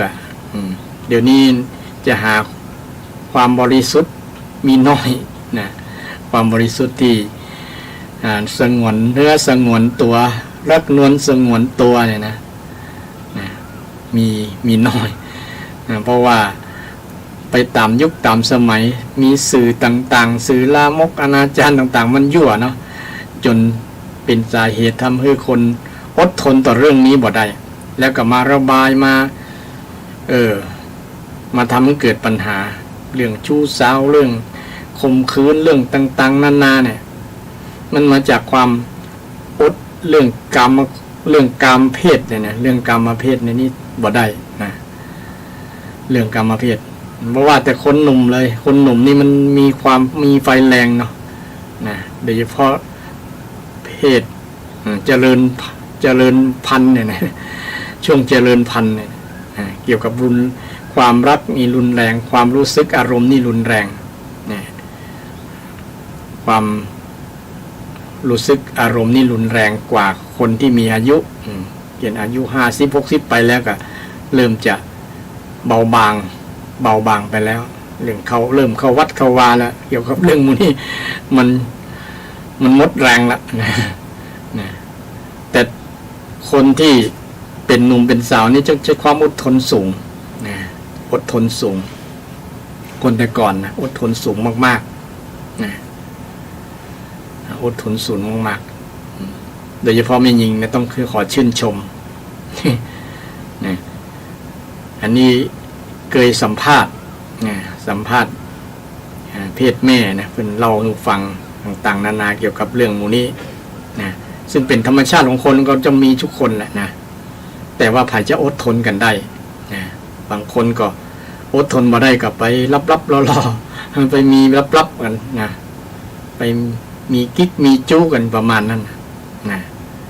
ถ้าอดทนเรื่องนี้ได้ก็สุดยอดนะคนนะโดยเฉพาะพระสงฆ์องค์เจ้าเนี่ยนะอดทนเรื่องนี้เช่นเดียวกันนะถ้าไปยิ่งไปวิตกมีกามวิตกเนี่ยวิตกก็คือไปตึกนึกคิดเรื่องเนี้ยผมมีอย่างตื่นขึ้นมาก็นึกแต่เรื่องนี้กันแล้วเลยญาติโยมมันจะของปรุงแต่งอารมณ์นะฉะนั้นพระสงฆ์เจ้าเปิ้นบทตรึกบทนึกเรื่องนี้มันตึงอยู่ได้เมินนะถ้าคิดเรื่องนี้มันจะปรุงแต่งนะปลุกอารมณ์นะปลุกอารมณ์ตัวเก่ากันนี่ก็หาตีระบายกันเนี่ยนะบางครั้งก็ไประบายช่วงนอนหลับนี่ระบายช่วงนอนหลับอันนี้ก็บางท่านก็อาจจะไประบายกับศรัทธาญาติโยมก็เป็นเรื่องเป็นราวเป็นการขาดจากความเป็นตู้เจ้าไปก็มีเพราะว่าบ่มีความอดทนเรื่องเพศโดยเฉพาะพระสงฆ์องค์เน้นต้องอดทนเรื่องนี้สูงเพราะว่าบ่เหมือนฆราวาสญาติโยมที่เวลามีอารมณ์พวกนี้แล้วก็ต้องไประบายที่อื่นระบายกับคนอื่นตัวเจ้าพระเนรเนี่ยไประบายบ่ได้ไปผิดศีลถ้านั่นกักเก็บกดไว้ระบายถ้าเป็นความฝันนี่เป็นอนุโลมเนี่ยถ้าเจตนาเนี่ยคือ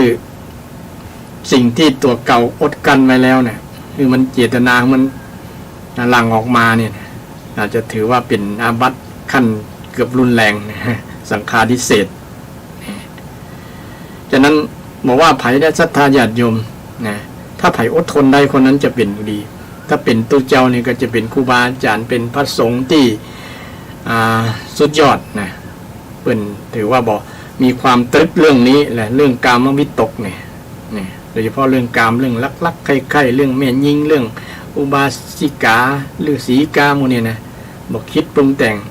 นึกเป็นปี่เป็นน้องเป็นแม่นะเป็นเพศแม่ไปนะนึกแบบนี้ก็จะบอกเป็นโทษเกี่ยวกับถ้าจะนึกกับไม่ยิงนะเพราะว่าความคิดนึกนี่มันอยู่ตั้งในบอกมีไผหันนะแต่ว่าตัวเก่าเนี่ยเฮาหันว่าเฮาจะคิดอย่างคิดอย่างคิดดีบ่ดีคิดกามวิตกกันอย่างเป็นต้นนะนี่ถ้ามันเกิดมาแล้วนะนี่สำคัญนะต้องอดได้ต้องทนได้นะทนได้ถ้าไผ่ทนได้คนนั้นก็สุดยอดนะโดยเฉพาะพระสงฆ์องค์เน้นเนี่ยครูบาอาจารย์ต้องอนุโมทนาสาธุยกมือไหว้สากราบคุณงามความดีนะที่อดทนเรื่องนี้บางรูปบางตน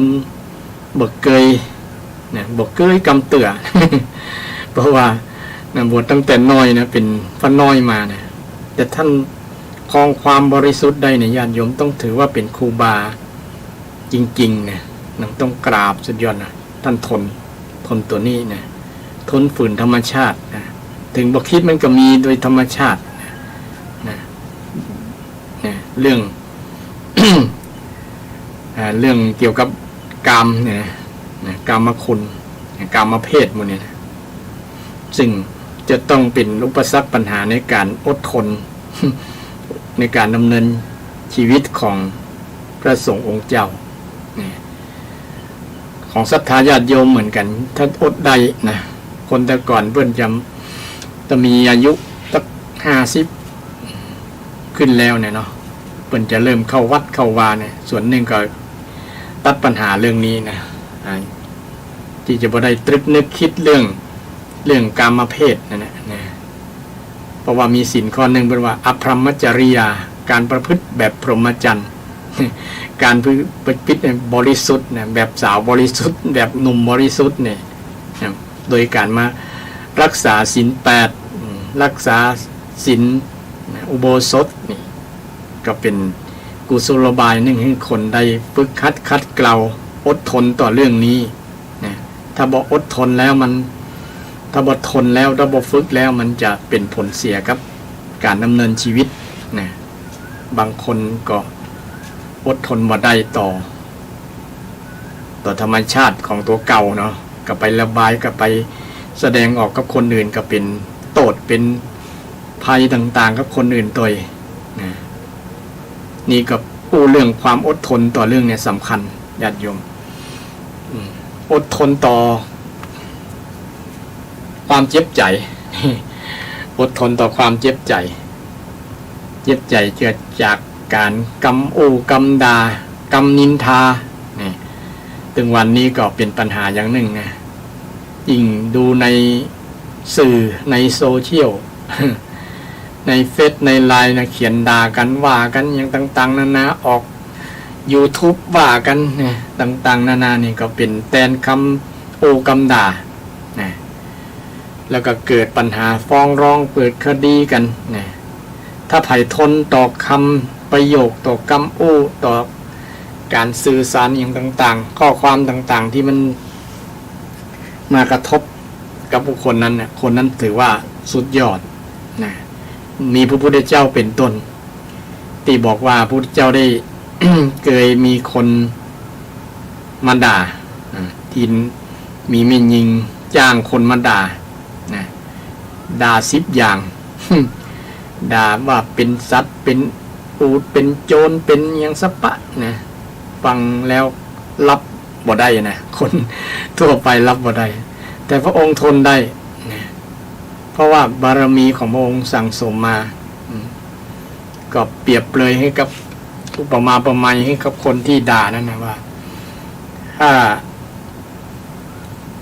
มีคนอาคันตุกะมาเยี่ยมบ้าน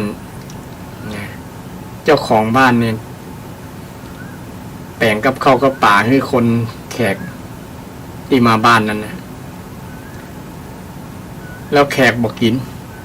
คนที่มาบ้านอาคันตุกะเนี่ยนะมาบ้านแล้วอาหารนั้นจะเป็นของไผอาหารนั้นจะเป็นของไผคำตอบก็คืออาหารนั้นก็เป็นของเจ้าของนี่เจหันเป็นชัดเจนเลยยกเป็นปุกลาธิฐานเฮือนชัดเจนว่าการที่บ่ยึดติดในกรรมของคนบ่รับนะบ่รับมาไว้ในใส่ใจกรรมมันเป็นเสียงเป็นเดซิเบล บ่รับมาในใจอันนั้นกับปิ๊กคืนไปกับคนด่านั่นเองนะมันปิ๊กคืน ปิ๊กคืนเมื่อพระองค์ทรงแสดงแบบนี้นะก็ทำให้คนเกิดสติปัญญานะแต่เราเอาด่าเสียเวลาบ่ได้แล้วเนี่ยเป็นบ่มีความรู้สึกกันอย่างนะความรู้สึกโกรธเคืองอย่างกระบบเกิดขึ้นกับจิตกับใจของพระองค์เลยเนี่ยมันบ่เป็นประโยชน์อย่างเสียเวลานะแล้วมันจะพลิกย้อนมาหาเฮาแล้วนะคำด่านั่นเนี่ย นะคิดได้นะคิดได้นะคิดได้ แต่ส่วนนักส่วนหลายนั่นแหละเนาะเพราะว่านี่ระดับพระอรหันต์คือพระพุทธเจ้าเนาะแต่พระพุทธเจ้าก็เป็นต้นแบบอย่างเวลามีปัญหานะเมื่อมีคนถูกเมื่อมีคนมาด่าเฮานะ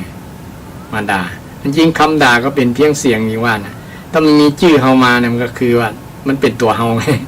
นะเช่นด่าบ่ได้นี่ถ้าบ่มีชื่อเฮาพ่วงไปอยู่กับเสียงนั้นน่ะมันก็บ่เกิดอารมณ์อย่างนั้นก็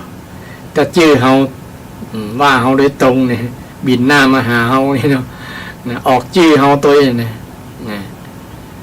เฮาจะมีความรู้สึกนะอย่างเต็มที่ประมาณนั้นแต่ถ้าคนมีสติมีภูมิธรรมสูงแล้วเนี่ยจะบ่ยึดมั่นถือมั่นจะบ่มีผลอย่างกับคำด่านั้นนะแต่กรณีที่เป็นคนธรรมดาเนี่ยต้องใช้ความอดทนสูงเพราะว่าคนเราก็ยังมีความรู้สึกนึกคิดนะมีความรู้สึกว่ามันด่ายังความเจ็บอกเจ็บใจบ่พอใจเนี่ยมันด่าเฮาเราเนี่ยมันว่าหาเราเนี่ยบอกว่าหาอย่างเดียวว่าป้อเฮาด้วยว่าป้อแม่ตัวว่าโคตรตระกูลตัวนี่นะทำมือโคตรเนี่ยทำมือโคตรไผที่ทนต่อกรรมด่าหรือคำนินทาคำนินทาเนี่ยนินทาโดยเฉพาะนินทาในเรื่องบ่เป็นความจริงนี่เนาะนินทาเนี่ยก็เป็นความจริงหรือคำกล่าวหาอย่างกรณีของนางจามานวิกาเนี่ยนะไปกล่าวหาพระพุทธเจ้าว่าดีกับสอนคนอื่นเนี่ยตัวเก่าว่ารับผิดชอบเนี่ยต้องลูกอยู่ในต้องพระเจ้าเนี่ยบ่สนใจแย่ดีเนี่ยนางแปลงไม้กลมๆแล้วไป มัดไว้ที่ต้องตัวเก่าแล้วเอาผ้าห่อเหมือนกับคนต้องคนมารลูกพระพุทธองค์ก็ตัดว่าน้องหญิงมีแต่เธอกับเราเนี่ยแหละลูกว่าอย่างเป็นอย่างเพราะว่านั้นรู้ความจริงคนอื่นบอกฮู้รักเพราะ พระองค์ใจประโยคนี้เนี่ยนางเลยมีอุณหภูมิภายในตัวร้อนขึ้นทันทีเลยโอ้ตายละกรรมโอนี่จนมีหนูมาเข้าข้างพระพุทธเจ้าไปครบเจียกตีมัดไอ้ไม้ที่เป็นกลมๆคล้ายๆคนตองเนี่ยลุดออกลุดตุ๊บลงคนตั้งหลายตีอยู่ในศาลาหันก็ปากันมาจะประชาทันนั่นแหละนะเป็นการประชาทันนี้หญิงเลวหญิงใส่ร้ายพระพุทธเจ้าเนี่ยพระพุทธองค์ไม่ได้โต้ตอบเป็นอย่างแค่พูดประโยคว่ามีแต่เธอกับเฮานั่นแหละโอ้ความจริงว่ามันมีอย่างคืออย่างเนี่ยก่อนมันสร้างความคนที่ยังเป็นปุถุชนอยู่กันยังอ้าวอันมันหมายความว่าจะได้นั่นนะน้องว่ามีแต่เฮานั่นแหละมีแต่เฮากับเธอเนี่ยแหละสองคนบ่โอ้อย่างนักเกินนั้นแต่เมื่อความจริงปรากฏไม้หล่นตุ๊บตีนตัวเก่านี่กรรมบาปกรรมต่อผู้ที่ว่าผู้ต่อว่าพระอรหันต์กรรมต่อว่ากรรมด่าต่างๆนี่มันเป็นผลเกิดเร็วเลยคือผลเร็วคือผลเร็วเช่นเราไปด่าใครสักคนเนี่ยเนาะผลสะท้อนกลับถ้าเราไปด่าพระอรหันต์นี่จะยิ่งจะหันโวยหันโวยคือหันโวยที่ว่าเจอประชาทันคนโต้ตอบคนอื่นที่ฟังแล้วที่ถูกด่าถูกว่าเนี่ยเขาจะโต้ตอบโต้กันทำให้เกินบ่มีความอดทนต่อคำโอ้คำจ่านั้นนะมันก็สร้างปัญหาเหมือนกับเอาน้ำมันไปราดกับกองไฟต่างคนต่างเป็นไฟต่างคนต่างเป็นน้ำมันกับไฟมันก็ยิ่งเพิ่มอุณหภูมิรุนแรงขึ้นยิ่ง เหมือนกับรัสเซียกับยูเครนเนี่ยเพิ่นจะทำสงครามกันเนาะนะซึ่งเป็นเหมือนกับความร้อนปะทุถ้ามีภัยไปยุยงส่งเสริมยิ่งเพิ่มอุณหภูมิยิ่งความรุนแรงขึ้นนะเป็นสงครามโลกครั้งที่3นี่ไอ้ปากกำอูกำจ่านี่ก็เป็นอาวุธอย่างหนึ่งนะอาวุธที่จะทำให้ทำให้เกิดสงครามนี่นะทำให้เกิดความแตกแยกนะถ้ามันแตกแยกแล้วมันยากที่จะประสานกันนะยากที่จะดูหน้าดูตากันสนิทเนี่ยแต่ถ้าคนที่มีภูมิธรรมสูงแล้วก็บ่มีปัญหาแล้วว่ายอมรับความจริงว่าบางครั้งเราก็ผิดพลาดไปพ่องบางครั้งเราก็เผลอไปพ่องนี่ต้องยอมรับตัวเก่าก่อนแล้วก็ขอสมมาอภัยกันแล้วก็เอาโหสิกรรมต่อกันนี่มันจะประสานรอยร้าวประสานความรู้สึกที่ดีๆอย่างแต่ก่อนได้แต่ถ้าหันหลังให้กันบ่มาทำความเข้าใจบ่ปรับความเข้าใจกันนี่นะต่างคนต่างว่ากันหาเรื่องใส่ร้ายต่อกันนี่อันนี้ยิ่งร้ายเลยนะยิ่งรุนแรงนะเหมือนกับเอาอาวุธทิ่มแทงซึ่งกันและกันเป็นสงครามระหว่างกันและกันเลยสงครามปากคือหอกคือปากเนี่ยนะทิ่มแทงแล้วมันเจ็บใจนะกำอูกำด่าเนาะถ้าเป็นปุถุชนคนธรรมดาเนี่ยมันจะทิ่มแทงมันรู้สึกว่าเจ็บเนี่ยแต่ถ้าเป็นปริยบุคคลแล้วก็บ่มีผลกระทบเป็นอย่างกับจิตใจท่านหรอกเพราะว่าท่านบ่ได้ยึดบ่ได้เอามาไว้ในจิตในใจเพราะว่าองค์เพราะว่าพระอรหันต์เนี่ยเพิ่นบอกมีกิเลสแล้วเนาะเพิ่นบ่โมโหเพิ่นบ่โกรธไผถึงคนนั้นจะด่าก็ตามจะชื่นชมก็ตามมันก็บ่มีผลกับท่านแต่จะชมท่านก็บ่ได้ลอย ท่านก็บ่ได้ลอยตัวลอยจิตลอยจิตฟูธรรมดาก็ว่าจิตจะบ่ได้ฟุบลงนี่เป็นลักษณะของจิตใจที่ผ่านการฝึกโดยเฉพาะพระพุทธเจ้านี่ฝึกบารมีมานะบารมีในนั้นก็มีขันติบารมีตัวนี้ขันติบารมีถ้าไปได้เรียนบารมีของพระองค์ทั้ง10อย่างเนี่ยนะซึ่งเป็นภูมิคุ้มกันอย่างดีบ่มีอย่างแล้วที่จะดีเต้าบารมีที่สั่งสมมาเพราะพระองค์มีภูมิคุ้มกันเนี่ยนะเป็นขันติธรรมขันติบารมีฝึกฝนมาแล้วเมื่อมาเจอเห็นกับบ่มีปัญหาจะบ่มีความรู้สึกอย่างเลยรู้สึกเจ็บใจกับบ่มีดีใจก็มีไปมาชมก็จะดีใจกับบ่มีไปมาด่าก็บ่เสียใจก็บ่ได้โกรธเป็นลักษณะนั้นพระอรหันต์เนาะพระเจ้าใครจะมากล่าวว่าร้ายอย่างนางกินจามินุกาจินจมานวิกาเนี่ยนะมาว่ากล่าวร้ายต่างๆใครทนได้นะญาติโยมนะจะเป็นมงคลชีวิตนะลองทนดู ลองทนดูเพื่อนว่า50 ปีสาวน้อยด่าบ่เจ็บใจบ่าวน้อยด่าบ่เจ็บใจกัน50 ปีนะคนที่มีอายุ50 ปีเริ่มเป็นผู้รักผู้ใหญ่นะจิตมั่นคงเลยเนาะกำอูกำด่าคำชมคำแช่ง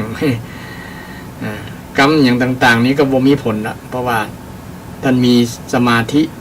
จิตนิ่งบ่กระทบกระเทือนบ่หวั่นไหวบ่ไหวบ่วอกแวกซึ่งเป็นคุณธรรมของคนที่มีภูมิธรรมที่ได้พัฒนามาได้ฝึกฝนมาฝึกฝนขันติมาก็มีผลน้อยแต่ถ้าวัยรุ่นเนี่ยแค่อู้กันเล็กๆน้อยๆเนี่ยนะเป็นปัญหาทีเดียวถึงกับค่าราคะเข็นฆ่าฟันกันทีเดียวนะเอาชีวิตกันเลยเป็นเดิมพันนะเพราะว่า ไฟเนี่ยยังรุนแรงอยู่นะความอารมณ์รุนแรงอารมณ์ร้อนอารมณ์มุทะลุดุดันเนี่ยมันรุนแรงคนซาวถึง40ถึง50เนี่ยนะถ้า50ไปแล้วเริ่มจะมั่นคงละเพราะว่ามีประสบการณ์ผ่านกันยังมานะโดยเฉพาะมีขันติฝึกขันติอดเอาเขาด่าก็อดเอาเป็นอย่างนะบ่เป็นอย่างนอบ่เป็นอย่างนอบ่เป็นอย่างอดเอาเตะเนี่ยอดเอาเตะเนี่ยคนเดียวก่อนนะอดเอาเตะบ่เป็นอย่างยิ้มคือบริหารจิตบริหารใจแผ่เมตตาพ่องนะแผ่กรุณาพ่องแผ่มุทิตาพ่องนะแล้วก็เจริญอุเบกขานี่แหละอุเบกขานี่แหละสำคัญเจริญอุเบกขาท่านผู้ฟังทั้งหลายฝ่ายที่มีอุเบกขาก็เป็น อุเบกขานี่คือเฉยกับคำด่าเฉยกับคำชมนี่บ่จะเฉยเมยนะ เขาจะมาชมกับว่าไข้หัวฟูลอย บาจี้อย่างประมาณนั้นนะไผมาด่าก็บ่โคตรหน้าดำหน้าแดงมันบ้าฮาก็เองนี่คนที่มีมีอุเบกขาเนาะอุเบกขาต้องพิจารณาก่อนต้องพิจารณาต้องไตร่ตรองว่ากรรมนั่นน่ะมันด่าแล้วมันบ่เป็นประโยชน์มีแต่โทษนะถ้าเขาไปด่าตอบพระองค์ว่าคนที่ด่าตอบนะคนที่ไปโกรธตอบเนี่ยคนนั้นเลวกว่านะคนที่โกรธถือว่าเลวแล้วนะคนที่ไปโกรธตอบนะด่าตอบเนี่ยถือว่าเลวกว่ามีลักษณะนี้ตัวนะพระสมมาที่จำได้ตลอดเรื่องคำสอนนี่นะเวลาไผมาว่าเนี่ยเขาจะไปโกรธตอบนะจะไปโกรธตอบเดี๋ยวเขาจะเลวกว่า เขาเลวคนเดียวเขาเลวคนเดียวคนนั้นเลวคนเดียวคนเขาโกรธเนี่ยต้องเป็นบุคคลที่น่าสงสารนะเพราะว่าจิตใจเขามันเดือดปุ๊ดเหมือนกับน้ำเดือดนะญาติโยมมันปุ๊ดมันอันที่เวลาพอน้ำเดือดนะความดันมันบุ่นออกมาบุ่นบุดนะมันลักษณะนั้นนะคนที่เดือดดานเนี่ยเนาะเดือดที่โคตรนะหน้าดำหน้าแดงนี่มันเป็นผลเสียต่อสุขภาพจิตใจเฮาบ่เป็นผลดีเลยนะถ้าเอาไปด่าตอบแล้วนะจะทำให้สุขภาพจิตเราเสียนะเสียเวลาคนทะเลาะวิวาทกันในญาติโยมเสียเวลาเสียเวลาทำมาหากินเสียอนาคตเสียความรู้สึกดีๆต่อกันนะที่สำคัญนะบางครั้งเสียความเป็นญาตินะเสียอนาคตเสียลูกเสียเมียก็เพราะไม่โคตรกันนี่แหละนะเสียครอบครัวเสียเพื่อนบ้านนะแต่ตุเจ้าไปโคตรให้ศรัทธาก็เสียศรัทธา ศรัทธาก็หายนะดังนั้นต้องใช้ความอดทนเนาะต้องใช้อุเบกขาใช้ธรรมะนะใช้ธรรมะคือเฉยเราต้องอยู่เหนืออารมณ์นั้นนะว่าใจอารมณ์อยู่เหนือเฮาถ้าอารมณ์อยู่เหนือนี่มันจะเป็นนายเฮาเนาะเช่นความโกรธนี่มันอยู่เหนือเฮามันก็จะจี้บอกนะเต็กหัวเฮาไปทำลายคนที่ว่านั่นแต่ถ้าเฮาอยู่เหนือไอ้ตัวโคดมันกำลังโคดแล้วเนี่ยหูตันนะไอ้โคดไอ้ขี้โคดนี่ต้องว่ามันเลยมันจูงเขาโคดยังไงมาด่ามันเกิดขึ้นเมื่อใดนะเขาหูตันมันนะคือสตินะหูตันมันก็ความโคดมันก็จะยับยั้งลงด้วยการเจริญสติเนี่ยสติหูตัวว่ากำลังโคดนั้นมันมีประโยชน์อย่างนั้นนะความโกรธไม่มีประโยชน์อะไร อย่างหลวงพ่อพยอมนะอาจารย์พระยอมเจ้าคุณพยอมโกรธคือโง่โมโหคือบ้าเนี่ยนะไปโกรธคนนั้นโง่โมโหก็เป็นคนบ้าท่องไว้โกรธบ่มีประโยชน์อีหยังโกรธบ่มีประโยชน์ทำลายความสุขแต่บ่โกรธนี้จะเป็นคนที่มีความสุขได้เจริญตามทำคำสอนของพระพุทธเจ้าจะมีความสุขคุณภาพชีวิตก็จะดีขึ้นต้องอาศัยความอดทนอาศัยธรรมะอุเบกขาธรรมนะพิจารณาอาศัยสติปัญญานี่แหละที่เป็นตัวสนับสนุนให้เกิดความอดทนแต่ถ้าบ่มีธรรมะนี่บ่มีสติเนาะบ่เจริญอุเบกขานี่ความกำเริบของความโกรธมันก็จะเกิดขึ้นนี่ใครทนได้คนนั้นจะเป็นบุคคลสุดยอดญาติโยมแต่ก็ต้องมีประสบการณ์อยู่แล้วนะคนเกิดมาก็ต้องมีความโกรธความโลภความหลงกันหมดนั่นแหละแต่ใครจะมีสติมีธรรมะที่จะไปควบคุมอกุศลธรรมที่มันเกิดอกุศลธรรมที่มันเกิดก็คือความโกรธความเกลียดความพยาบาทเนี่ยความจองร่างจองผ่านโมนี่นะคิดจะเอาชนะค้านกันโมนี่นะมันเป็นตระกูลความโกรธนำมาสู่ความโกรธภาษากำเมืองว่าโกรธเนาะโกรธกันมันโกรธกันโกรธกันถ้าโกรธกันแล้วมันอย่างว่าแล้วนะเหมือนกับอยู่เมืองมอนะฮก ถ้าดีกันเหมือนอยู่สวรรค์บ้านนั้นจะเป็นบ้านที่เหมือนวิมานเหมือนสวรรค์ถ้าบ้านไหนโกรธกันนี่สามีภรรยาโกรธกันนี่บ้านนั้นก็จะเป็นเหมือนนรกกันนะถึงบ้านจะงามจะหลังใหญ่ แต่ว่าคนโกรธกันนี่นะแต่มีบางบ้านนะญาติโยมต้องชื่นชมแม่บ้านบางคนทนอดขันติเนี่ยนะทนต่อความบดีของสามีนิสัยบดีของสามีอดเอาอดเพื่อลูกอดเพื่อหลานนะบอกโอ้บ่โต้ตอบนะสามีผัวจะว่าจะได้กระตามบ่โต้ตอบนะอย่างแม่ของอาตมาเนี่ยยกแม่อาตมาต้องชื่นชมโยมแม่ที่มีความอดทนนะบางครั้งนี่โยมพ่อก็เป็นคนอารมณ์ร้อนนะแต่ด้วยความมีธรรมะของขันติธรรมของโยมแม่นะก็อยู่กันจนตายละจากกัน จนถือไม้เท้ายอดทองกระบองยอดเพชรเพราะว่าคนเขาก็บ่ได้โกรธกันตึงวันเนาะมันเมื่อจะโกรธกันเตื้อ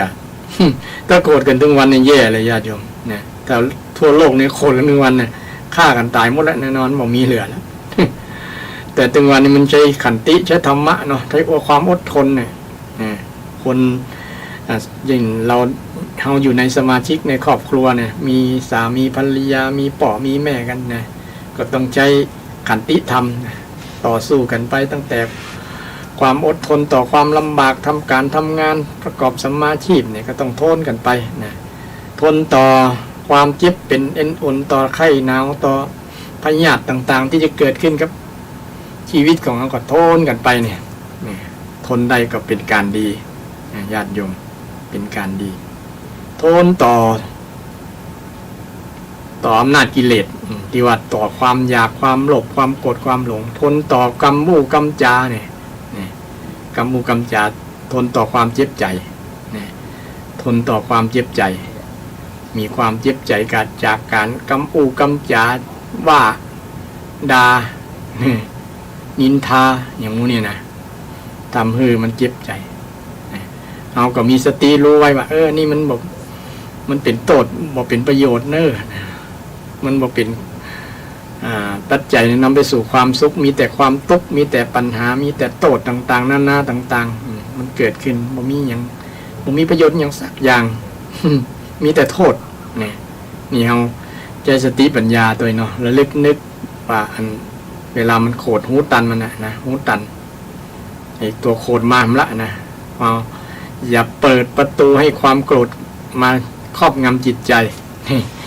ถ้าเปิดประตูเมื่อใดเนี่ยจะเสียตัวเสียใจเมื่อนั้นนะเสียใจต้องใจขันติธรรม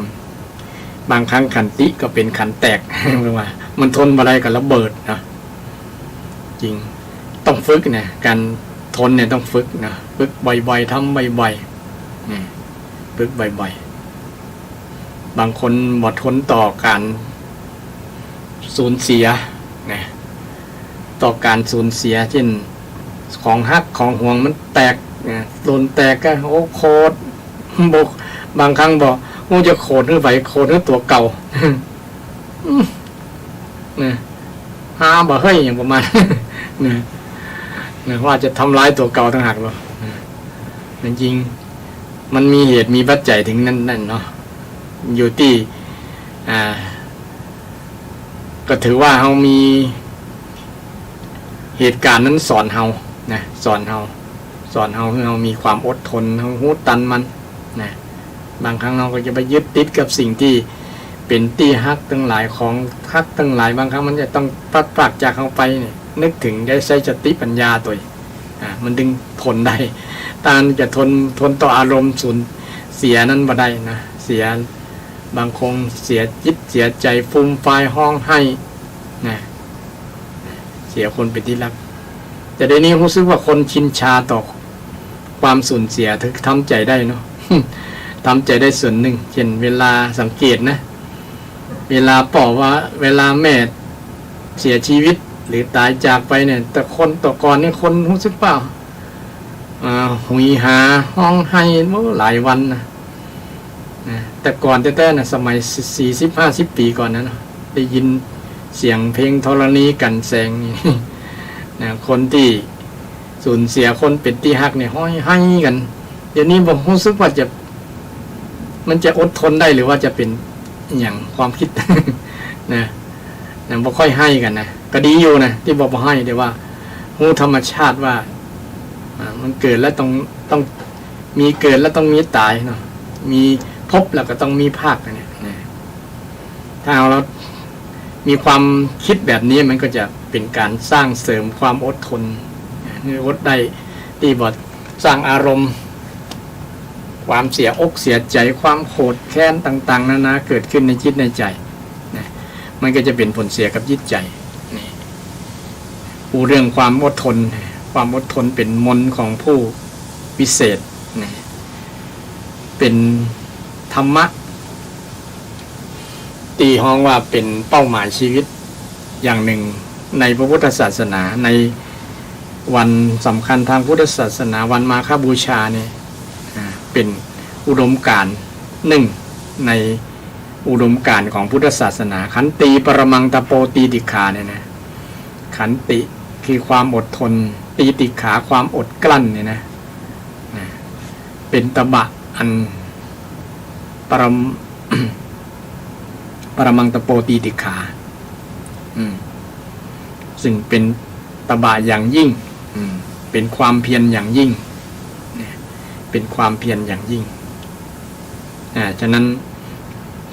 มีความอดทนความอดกลั้นคนแต่ก่อนนี้อดทนอดกลั้นแต่ละเนาะญาติโยมถึงได้ประสบผลสำเร็จในปัจจุบันเนี่ยนะอดทนอดเอาบ่มีกินก็อดเอาบ่ได้อยู่เฮือน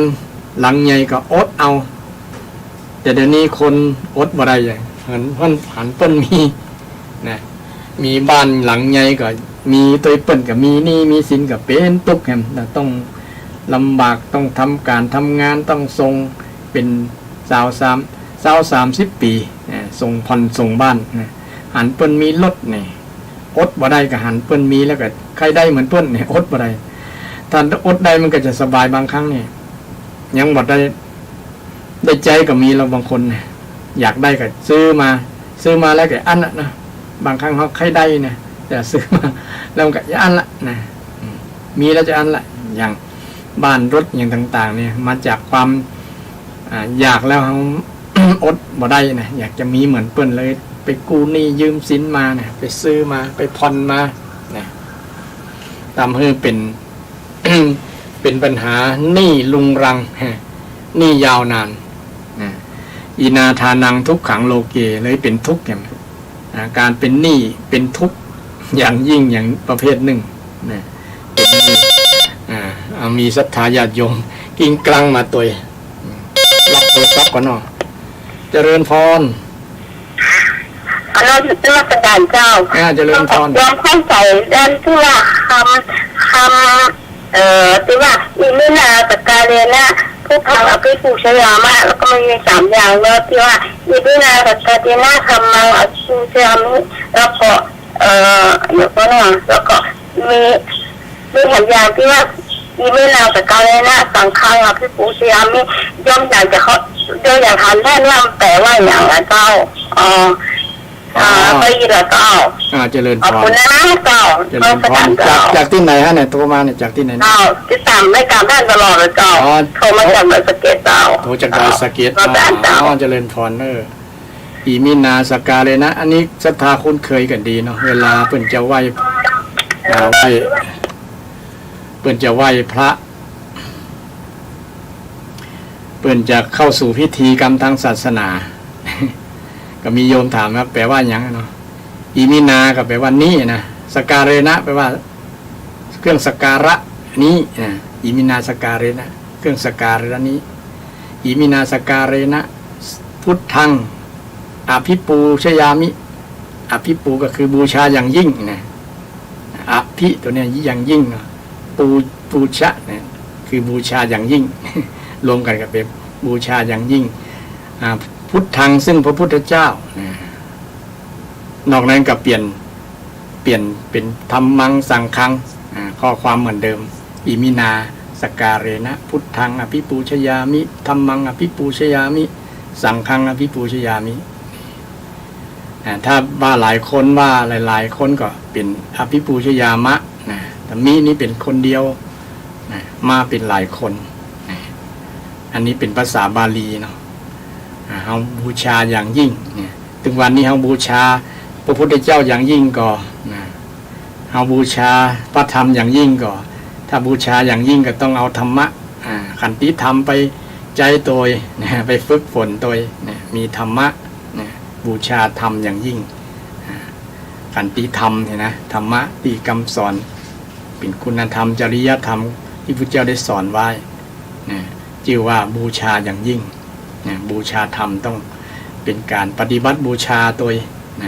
นำธรรมะไปปฏิบัติบูชาพระสงฆ์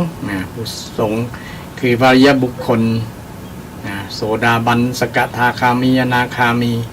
พระอรหันต์เอาบูชาก็คือบุคคลต้นแบบเป็นบุคคลต้นแบบที่อยู่แบบบ่มีความสุขบ่มีความทุกข์มีแต่ความสุขพ้นจากทุกข์แล้วอริยบุคคลคือได้เรียนรู้ธรรมคำสอนของพระพุทธเจ้าได้เข้าใจได้เจริญมรรคมีองค์8บรรลุธรรมตามคำสอนพุทธเจ้าแล้วก็นำคำสอนนั้นมาเผยแผ่ตั้งแต่สมัยปุ้นพระเจ้าอโศกมหาราชพระสงฆ์ก็ไปเผยแผ่ศาสนานำคำสอนถ้าบ่มีพระสงฆ์ในสมัยนั้นมาเผยแผ่เอาก็ชาวพุทธในเมืองไทยก็คงจะบ่มีละนะคงจะไปนับถือศาสนาอื่นศาสนาคริสต์อิสลามหรือว่าฮินดูไปนะพุทธก็คงบ่ได้มาถึงประเทศไทยแต่ด้วยอานิสงส์ของพระอริยบุคคลที่ท่านเอาของดีมาให้ศาสนาคำสอนพุทธศาสนามาที่เมืองไทยโสนอุตระพระโสนอุตระมาเผยแผ่ที่เมืองไทยจนชาวไทยเราได้นับถือได้เคารพนับถือสักการะเป็นที่พึ่งเป็นสรณะเป็นที่พึ่งตั้งจิตตั้งใจเรานึกถึงพระพุทธพระธรรมพระสงฆ์อย่างยิ่งเนี่ยนะบูชาอย่างยิ่งก็ต้องทำตามที่เราเปล่งคำนั้นเปล่งคำว่าบูชาอย่างยิ่ง บูชาอภิปูชยามิเนี่ยนะบูชาอย่างยิ่งบูชาอย่างยิ่งพระพุทธพุทธังซึ่งพระพุทธธรรมังซึ่งพระธรรมสังฆังซึ่งพระสงฆ์ตั้ง3รัตนตรัยนะ3รัตนะนี่เป็นรัตนะเป็นที่พึ่งตั้งจิตตั้งใจเป็นที่พึ่งของชาวพุทธในศรัทธาญาติโยมฉะนั้นเวลาจัดประกอบพิธีกรรมก็ต้องกล่าวคำสรรเสริญคุณงามความดีนะยอมรับคุณงามความดีที่เรานับถือท่านเป็นที่พึ่งเป็นสรณะตั้งจิตตั้งใจนะเป็นที่พึ่งชีวิตของเราดำเนินเป็นวิถีชีวิตนะที่เรานำคำสอนของพระสัมมาสัมพุทธเจ้านี่ก็มีคำกล่าวถ้าเขากล่าวเพียงแต่เป็นในภาษาไทยก็คงจะบอกศักดิ์สิทธิ์บอกขลังเนาะเนี่ยแต่เป็นกล่าวคำที่เป็นภาษาบาลีมันจะเป็นคำที่ศักดิ์สิทธิ์ขลังตัวเนี่ยเป็นการอนุรักษ์คำสอนเนี่ยเพราะว่าคำสอนที่รักษาคำสอนพระพุทธเจ้าก็คือภาษาบาลีนะหรือภาษามคธมคธีนะที่รักษาคำสอนไว้นะเขาก็เป็นการบูชาคุณนะรักษาภาษาที่รักษาคำสอนของพระพุทธองค์ไว้นี่ญาติโยมอยากมีข้อสงสัยยังก็เรียนถามเรียนเชิญเจริญพรถามได้อย่างติกี้โยมจากดอยสะเก็ดนะว่าฟังอยู่ประจำก็ต้องเจริญพรขอบคุณในหลายเนื้อที่โทรมาอย่าค้างคาใจการค้างคาใจสงสัยความสงสัยมันคำอยู่ในจิตในใจบ่เป็นการดีแล้วถ้าสงสัยแล้วมันจะบอกมันบอดสว่างมันบอดสว่างมันบอเป่งบอวะเนาะมันจะค้ำอยู่ฮะน่ะนะถ้าเอาได้หูเข้าใจแล้วมันก็จะทำให้เราสบายใจเราปฏิบัติถูกปฏิบัติถูกอย่างตะกี้ก็มีโยมถามดีก็เรียนเชิญเจริญพรโยมอยากจะถามยังก็ถามได้นะถ้าตอบได้ก็ตอบไปถ้าตอบไม่ได้ก็ติดไว้ก่อนนะติดไว้ก่อนวันนี้ก็คนเดียวนะ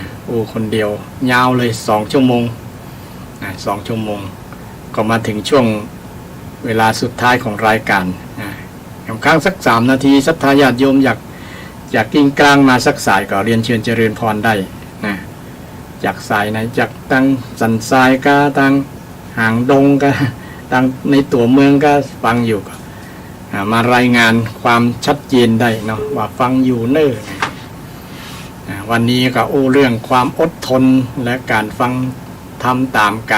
ารฟังเทศนะเป็นมงคลชีวิตนะเป็นสิ่งที่ดีนำไปสู่ความเจริญความสุขของเจ้าพุทธนะพุทธเจ้าได้ตรัสไว้ 2,000 กว่าปีมาแล้วญาติโยมมงคลสูตรนะมงคลสูตรในพระไตรปิฎกที่เฮาท่านทั้งหลายคุ้นเคยเวลาตุเจ้าสวดไปเจริญพุทธมนต์ก็จะมีบทอเสวนาจะพาลานังนี่แหละมงคลสูตรบัณฑิตานันจะเสวนาปูชาจะปูชนียานังนี่แหละเป็นภาษาบาลีถ้าแปลเป็นไทยก็แปลได้38ข้อความ38อย่าง38คำสอนที่พุทธเจ้าได้สอนไว้ในมงคลสูตรมงคลสูตร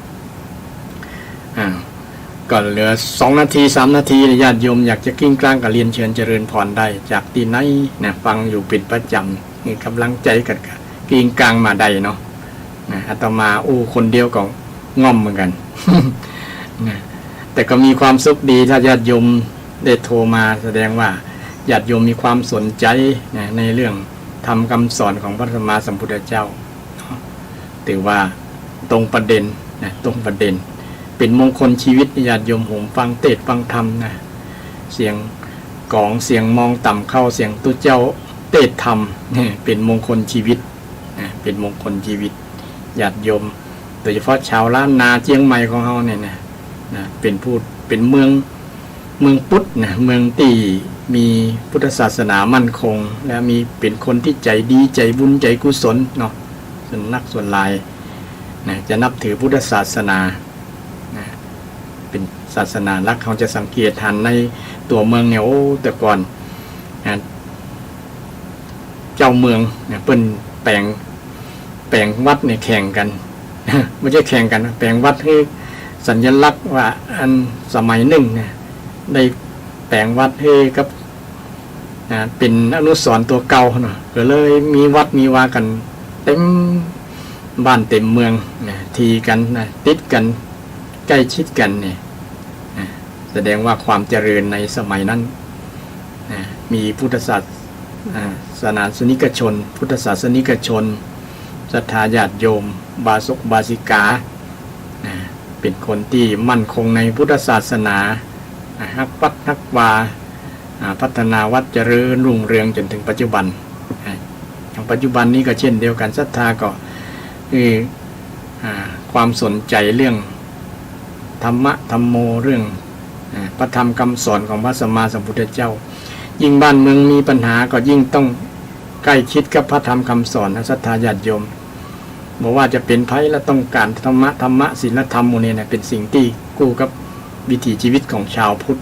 ชาวโลกเลยละญาติโยมภัยที่ละเลยในส่วนนี้ก็จะทำให้เป็นปัญหาเกิดขึ้น